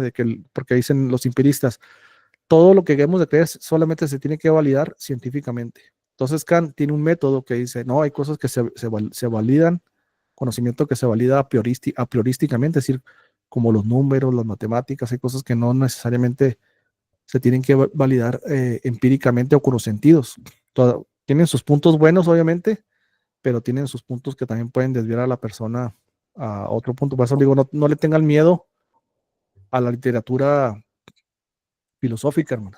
Pero obviamente siempre tengan ese cuidado, ¿verdad? Que no van a resbalar como el hermano Pacheco, que se fue al extremo otro, y en lugar de hacerlo más creyente o darle más énfasis a la creencia, pues lo terminó desviando de la creencia por un tiempo, pero bendito Dios que, pues dice él, que no se le pierde ni una oveja, ¿va? Y entonces ahí lo rescató de donde estaba. Dice la hermana aquí, Martita, perdón. Dice, por eso es que muchos jóvenes faltos de escrituras en sus vidas son influenciados por estos hombres. Claro, sí, exactamente. Hay muchos jóvenes que, no sé si ahorita se pongan a leer estos hombres, ¿verdad? Pero sí hay gente que está leyendo a los filósofos antiguos. Pero vuelvo y repito, hermana, esto no debería desviarnos, al contrario. Debería de ayudarnos también para acercarnos. La mucha ciencia, decía un científico, no sé si recuerdan, creo que era Isaac Newton, ¿no?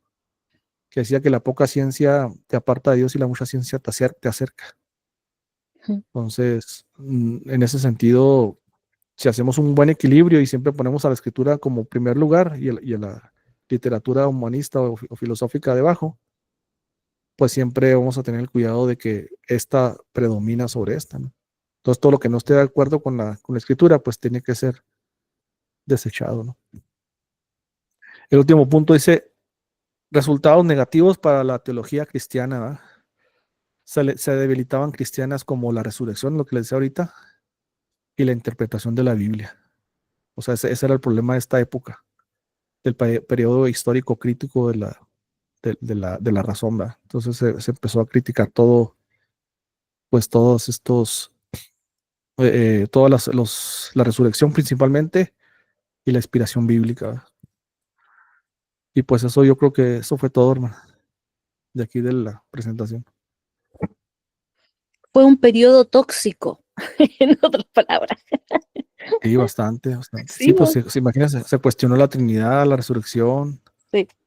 porque todo querían acomodarlo a la razón, pues ahí fue difícil, ¿verdad? Hermanas, Excelente. aportes que quieran dar ahí.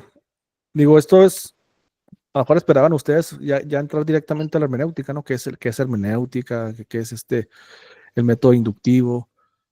Pero también pienso que es considerable, es importante dar un repaso histórico de los métodos que se han venido usando, ¿no? Para que sepamos el por qué tenemos ahorita esas herramientas de interpretación en la actualidad.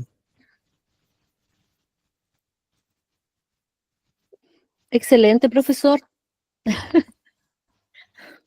Yo hablar, bueno, sí, excelente, magnífica enseñanza, profesor.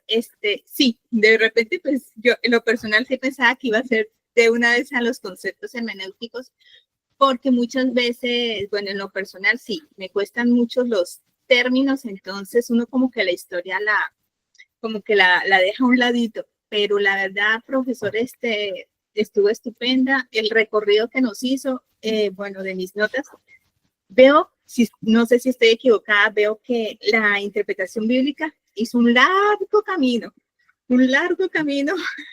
de verdad que sí, hasta tenerla ahorita con nosotros y lo que yo veo, pues lo que más me gustó fue creo que tenemos mucho esta hermenéutica reformada, ¿no? Que honra la autoridad, la suficiencia, la claridad de la escritura y también resalta pues que no se puede dejar a un lado esta iluminación del Espíritu Santo, ¿no? Porque si Él no nos acompaña con su obra, tampoco podríamos tener esa iluminación de la palabra revelada en las Escrituras y, o sea, es necesario, ¿no? Y también nos presenta, claro, como decía ya, entonces con este sentido literal, perdón, nos presenta el contexto histórico y gramatical que es fundamental para que nosotros pudiéramos hacer una correcta interpretación bíblica, ¿no? Del texto bíblico.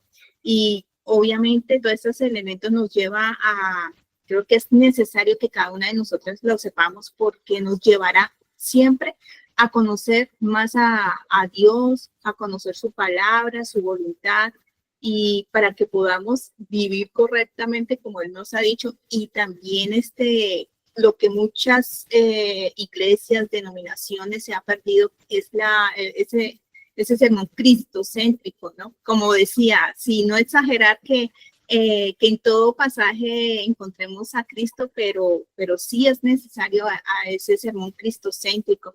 Entonces me pareció importantísimo toda esta historia para que nosotras no lleguemos a esas malas interpretaciones, a esas herejías, profesor. Claro, sí, sí, sí. Sí, pues es importante conocer, o sea, es importante conocer el desarrollo porque a veces pensamos que todo el tiempo se ha creído así, ¿no? O sea, hay que ver el contexto, hay que verlo, hay que ver el sentido literal, hay que verlo, las figuras retóricas, ¿no? Que eso ya es parte de la hermenéutica, pero esa es la actualidad que tenemos ahora. O sea, no siempre se ha creído así.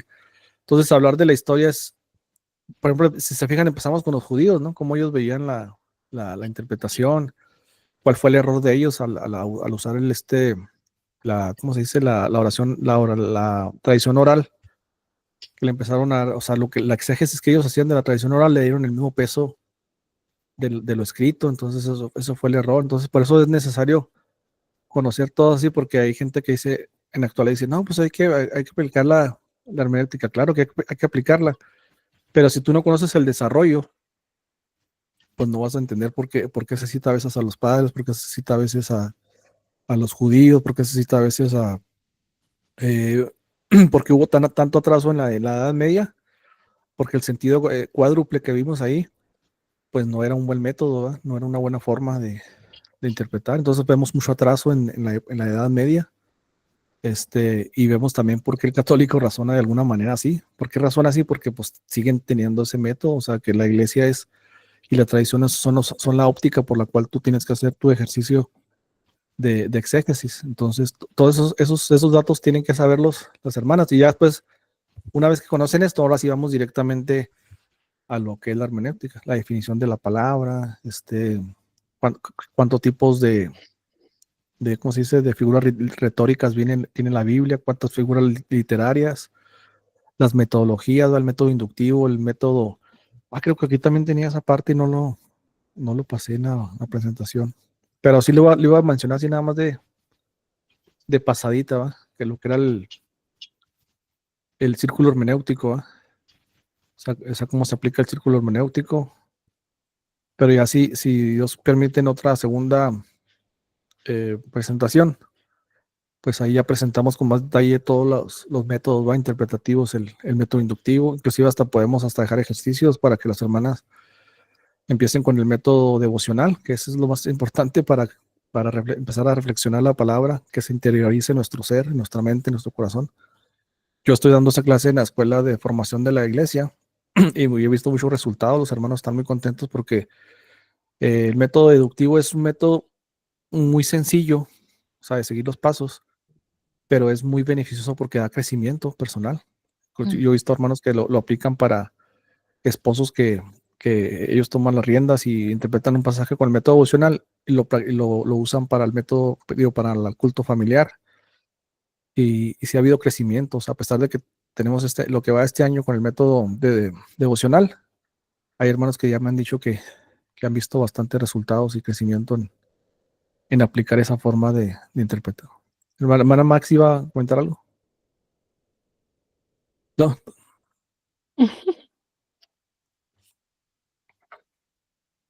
Sí, entonces ya después digo lo más, si la hermana Carola me invita, pues ya hagamos una segunda parte, ¿va? Ahí ya entramos de lleno ahora sí a Está lo que, más que invitado, pues, mi hermano. claro Está que más sí. que invitado porque ya usted nos dijo que quería una segunda parte y para nosotros obviamente va a ser muy beneficioso ya la segunda parte y bueno, como bien decía usted, o sea, para todo la historia siempre va a ser importante, siempre, para todas las cosas. Y a veces, aunque nos parezca que es un poco, bueno, para los que no tuvieron muy buenas notas en historia, siempre como aburrida, ¿verdad? Todo eso, pero en este caso ya somos personas adultas y ya podemos entonces tomar bien lo que es historia.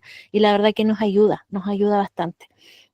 Así que no, estamos nosotros a la disposición que usted tenga, hermano Juan, porque sabemos que usted, obviamente, padre de familia, trabajador, más encima estudiante, porque sigue estudiando y obviamente tiene también hartas cosas que hacer, entonces siempre va a ser a la disposición que usted tenga, o sea, en este caso, el lugar que usted nos pueda dar para poder también estar con usted ya no sé si pues sería para el mes de junio, ¿verdad? Como para tomar un día lunes y para poder seguir, como para que las hermanas también no tomen mucho, porque o si no, que lo que pasa es que después se les va a olvidar, o Se sea, olvida, sí, se olvida. Sí. claro, entonces la idea, por eso también es bueno que podamos nosotros grabar, porque así las hermanas van a subir otra vez al canal y van a volver a escucharlo, ¿verdad?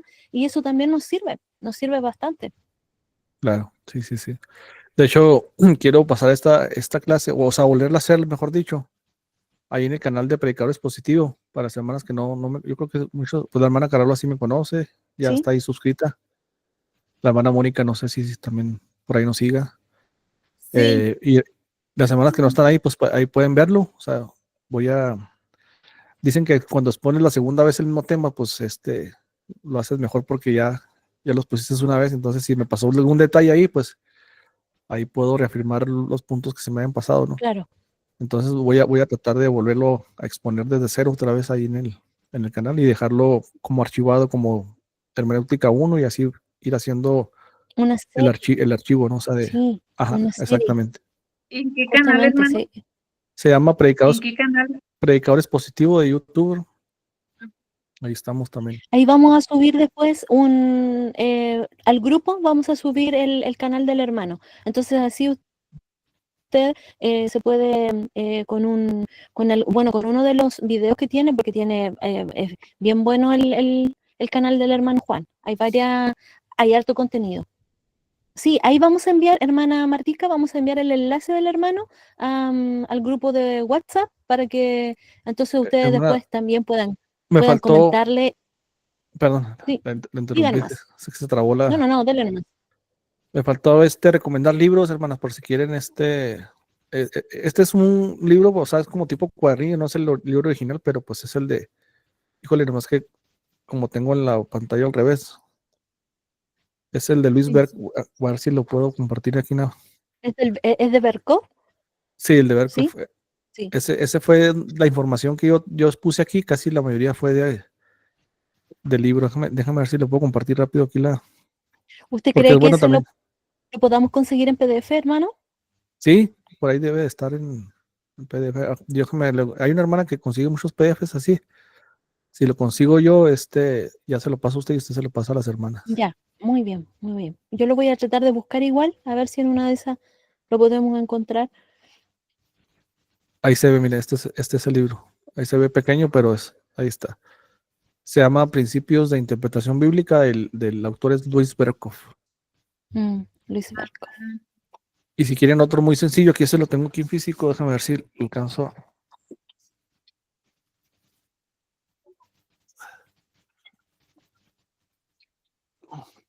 Estos son para que vayan empezando, o sea, para que vayan, como se dice, entrando en materia. Este se llama, a ver si puede hacer mi pantalla un poquito más grande, hermana. Claves de interpretación bíblica de Tomás de la Fuente. Este tiene un lenguaje muy entendible, o sea, muy, muy así para que. Déjelo para poder anotar claves de interpretación. De hecho, aquí lo tengo logos, déjame lo busco aquí para que se vea más. Interpretación bíblica. ¿Y quién es el autor? Se llama Tomás de la Fuente. Tomás de la Fuente. De hecho, pensaba yo hacer una última diapositiva poniendo las portadas de los libros pero sí se me fue ese detalle, el último, apenas me está acordando que lo tenía en mente, pero se me pasó. Ahí está, yo creo que ahí está en su pantalla, ¿no? Ahí lo están viendo. Ya, ya. Claves de Sí. interpretación. Ese sí ya empieza a hablar más de, o sea, por ejemplo, el método inductivo, las figuras que existen en la Biblia, ¿no? Que es una sinécdoque, una metonimia, que es una parábola. O sea, él ya empieza a meterse un poquito así ya directamente, pero de una manera para principiantes, o sea, para que la gente vaya empapándose primero poco a poco, ¿sí me entiendes? Casi en los seminarios casi siempre estos libros son los que se recomiendan pues para iniciar. Oh, buenísimo. Lo tiene Buenísimo. ese y acá está un tercero, vamos a ver si lo localizo, el del Dr. Sproul. A ver si lo localizo aquí rapidito. También esos tres yo recomendaría para empezar a leer, pues con el asunto de la interpretación de la Biblia, ¿no?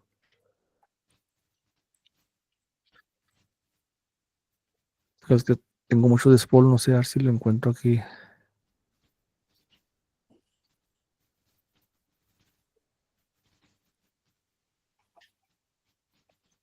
Creo que este es. No sé, bueno, si no lo encuentro aquí, bueno, porque tengo varios aquí de Sproul, no sé, necesitaría buscarlo. Y ahí después nos envía igual. Nos Sí, pueden. y de hecho voy a ver si se los puedo conseguir si no los quieren comprar o no, o sea, se los puedo pasar ahí está, creo que ese es, Grandes doctrinas de la Biblia. creo que es ese, si no, déjame le doy una revisada porque no sé si sea no, no es que es uno de interpretación, pero es de Sproul también, que habla específicamente de la Biblia. No, ese sí se lo debo, ese se lo paso después porque no necesitaría buscarlo.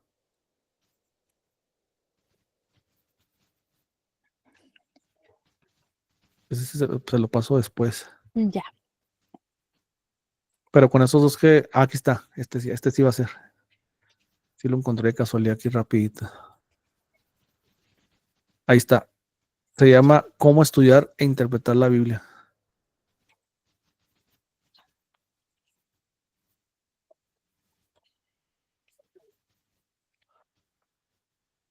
Esos 3 libros para, si quieren empezar, son a mi juicio, son de lo mejorcito que puede haber, ¿verdad? Y este que les enseñé de Berkov, pues este es donde habla toda la historia de la hermenéutica.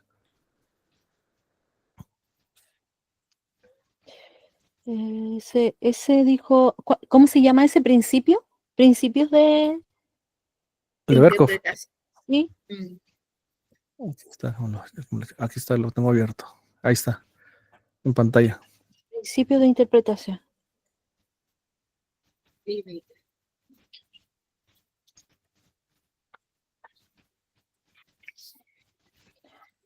Luis Berkov. Y las demás hermanas, no sé si quieren dar un comentario ahí breve de qué les pareció la clase, si aprendieron algo, si Sí, se les hizo tedioso, porque a veces la historia es un poco aburrida, ¿no? sí. Que tienen la libertad, mi hermana, para que puedan también comentarle al profesor qué les pareció la clase.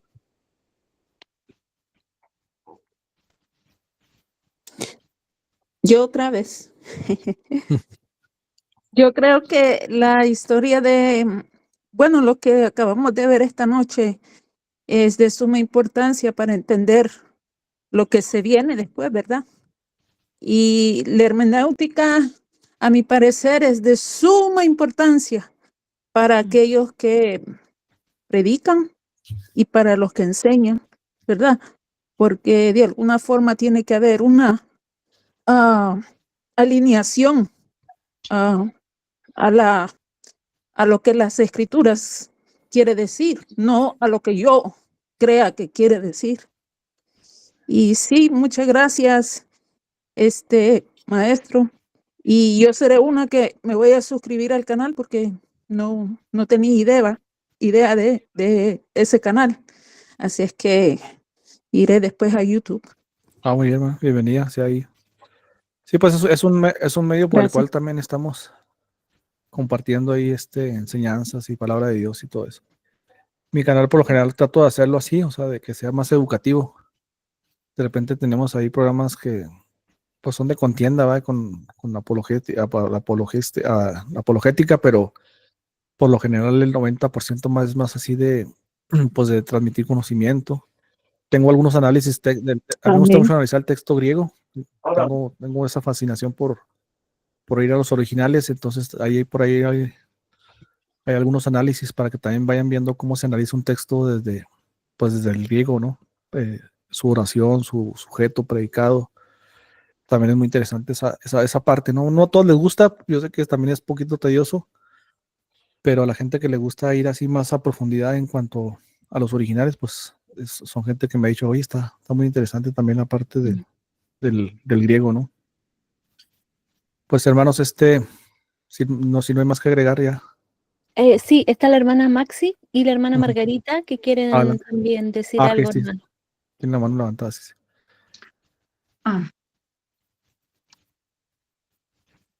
Bueno, pues a mí se me ha hecho muy interesante, hermanas y hermano, yo no tenía ni noción de estos temas y claro que entre más escucho, pues más me interesa conocer y pues le voy a echar muchas ganas en cuestión pues de desarrollo personal para no tener errores o pues tratar de omitir, ¿verdad? Errores que he cometido. Y sí, en verdad que yo he recibido doctrina que en realidad no sé qué postura tiene, porque como decía el hermano ahorita, vengo pues de Huachochi, que es un lugar donde han llegado pastores que no han tenido pues mucho estudio, mucha preparación, y cada quien interpreta a su manera, ¿verdad? Entonces, pues me gusta mucho, me interesa mucho esto. Eso es todo, ese es mi comentario. Que Dios No, les muchas bendiga. gracias. Gracias a usted, hermana y paisana, ¿va? Sí, no, o sea, uno no critica la labor porque yo sé que hay pastores que lo hacen de buena fe, ¿verdad? Lo hacen de buena gana, por circunstancias Ujú. diversas, cuando a veces no tienen la oportunidad de prepararse o de profundizar tanto, ¿va? En estas herramientas o principios. Y pues yo no les veo mala intención, ¿verdad? O sea, ellos quieren realmente enseñar la palabra de Dios, pero como dice la hermana, es necesario formarse, tanto ellos como nosotros, porque si el feligrés, el miembro de la iglesia se forma en esto, también puede ayudar al pastor le da un empujoncito, ¿va? Sí. En el sentido de que lo ayuda a crecer también. A veces pensamos que esto nada más es de los líderes o maestros, pero también el pueblo está obligado, o sea, obligado en el buen sentido, pues a prepararse también en estas herramientas.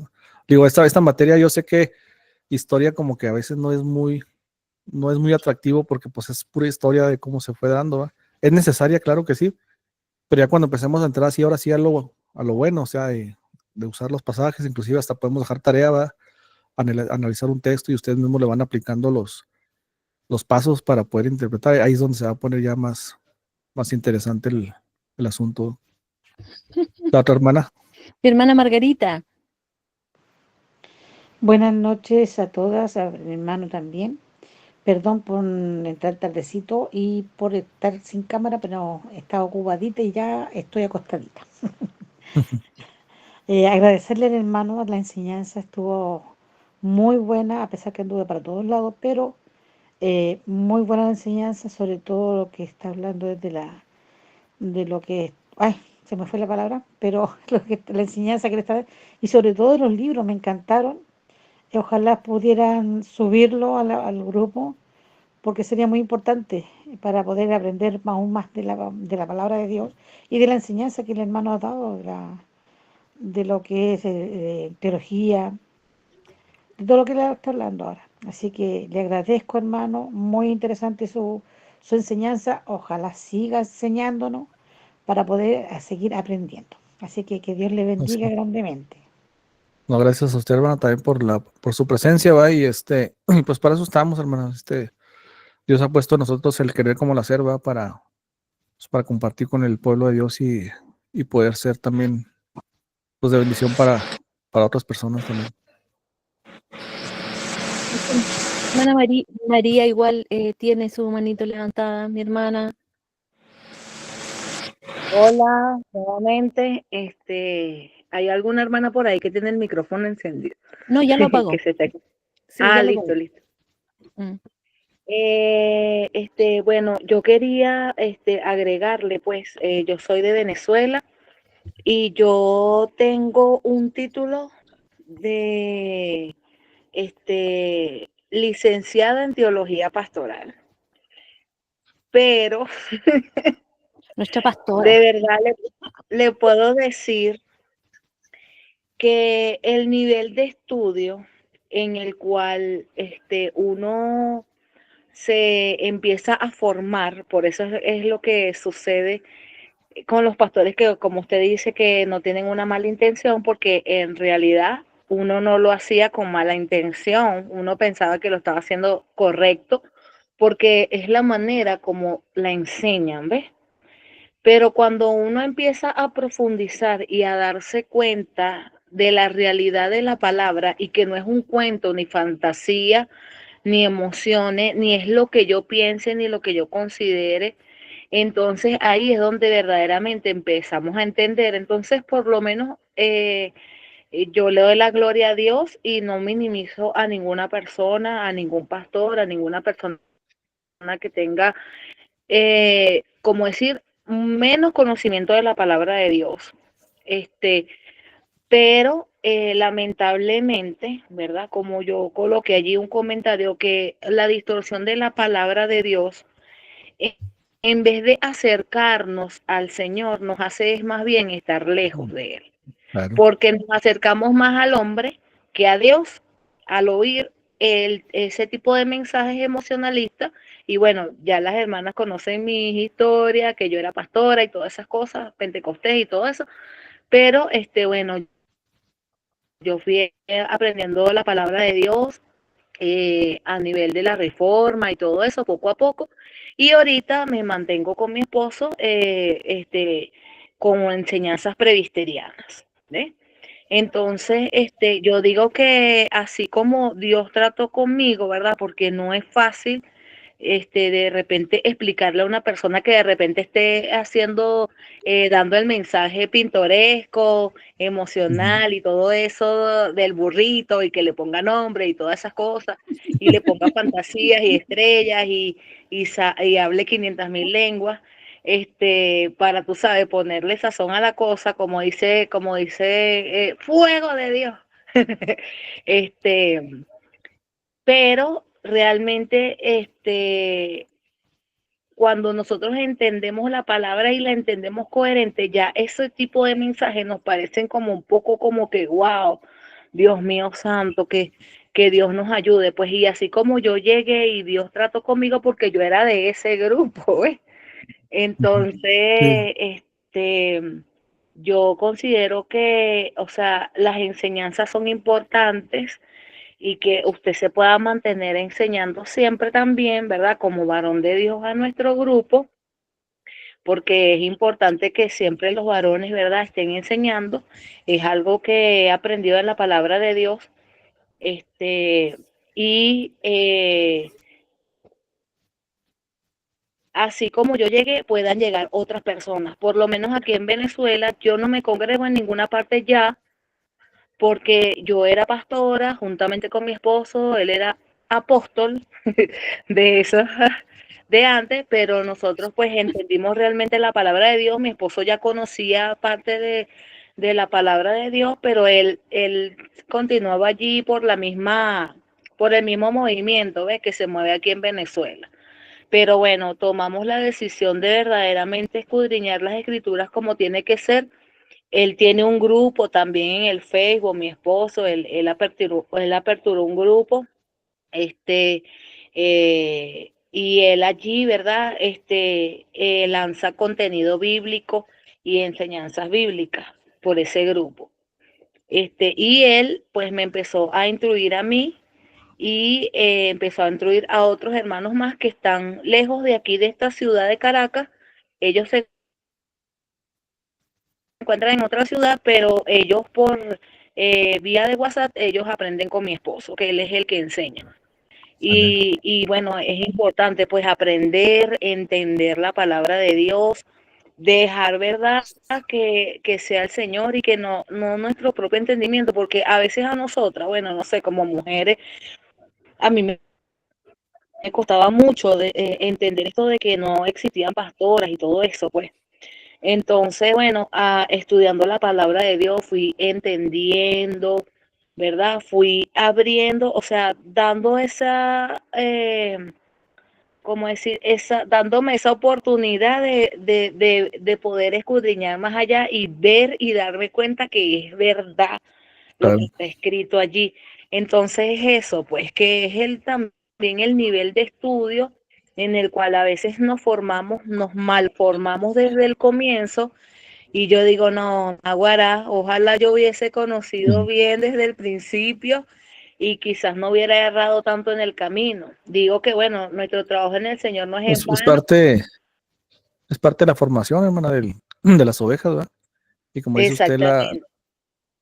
la Biblia dice que las ovejas oyen la voz del Señor y le siguen. Entonces, yo también vengo de un contexto así, de 17 años entré a una iglesia carismática también, pero no carismática, porque hay unas que son así, pues muy, Muy pues, efusivas, medias no, neo. son sanas hasta cierto punto, ¿no? O sea, no son así tan, no, esta que fui yo como la tercera o cuarta aliada del pentecostalismo, o sea, donde ya hay mucho desorden y todas esas cuestiones. Entonces ahí a mí me adoctrinaron con la idea de que la mucha letra mata, ¿va? hablando de hermenéutica y exégesis, pues un texto mal aplicado, ¿va? Sí. Entonces yo me mantuve por 10 años ahí, pues sin estudiar, porque dije, no, me voy a perder si después estudio. O sea, es muy triste cómo una mala interpretación de un pasaje, ¿va?, te puede condicionar la vida.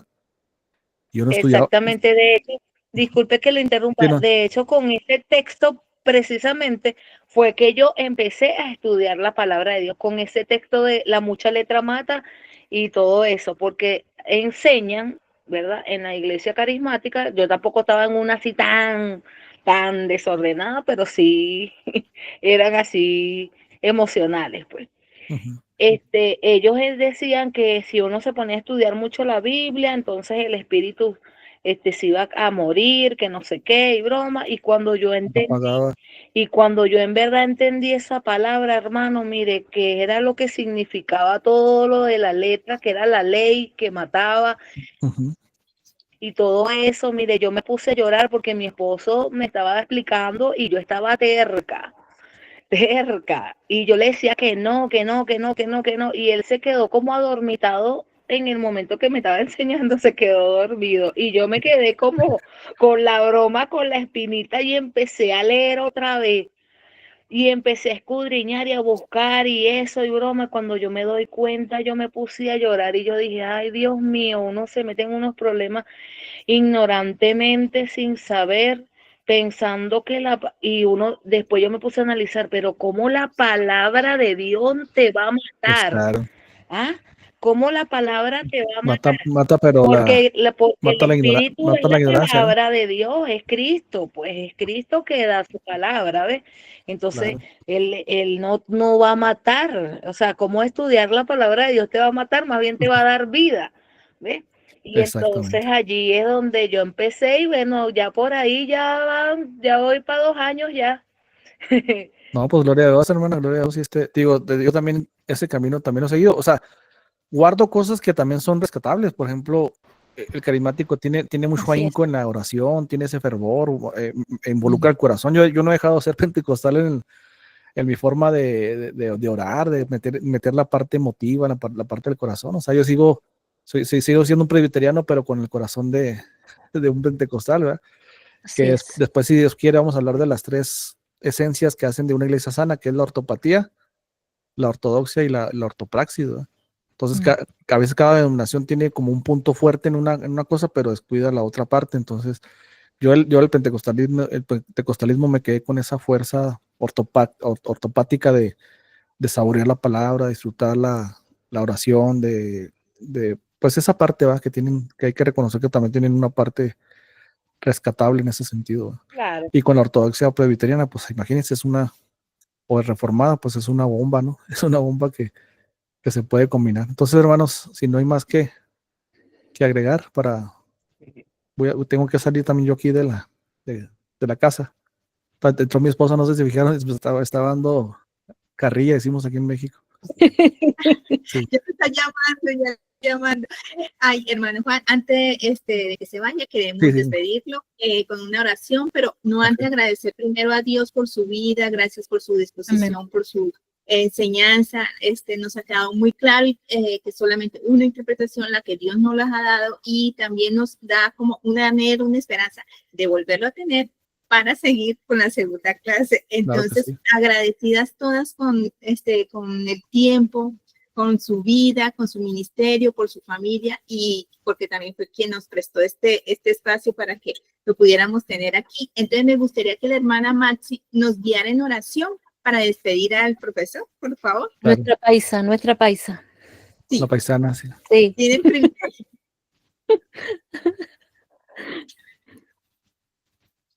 Oremos. Bendito y buen Padre Celestial, Padre Santo, en esta hora, Señor, te agradezco por este tiempo, Señor. Gracias por mis hermanas, Señor. Gracias por el maestro y hermano Juan, Señor. Guárdale, bendícele a él y a su familia, Señor. Y te agradezco eternamente, Señor, y de todo corazón, Señor, por estas enseñanzas, Señor. Gracias, Padre Santo, por abrirme los ojos, Señor. Yo hace tantos años que te pedía allá, Señor, en el rancho, Señor, este tiempo, este acercamiento contigo, este conocimiento, Señor. Y te doy gracias, Señor, porque me lo has concedido. Gracias, Señor, en el nombre de Cristo Jesús. Amén, Señor. Amén, amén. Amén. Bueno, hermanos, que la gracia y la paz del Señor sea con todos ustedes, y pues estamos a vísperas de la nueva invitación y de la fecha, ¿va? Amén. Para Sí. ponernos de acuerdo ahí. Gracias, profe. Vale. Amén. Esté muy bien y buenas Muchas noches. gracias. Bendiciones. Hermana, deje de grabar. Bueno, yo sigo aquí, solo que voy a apagar la cámara, ¿eh? Ah, bueno.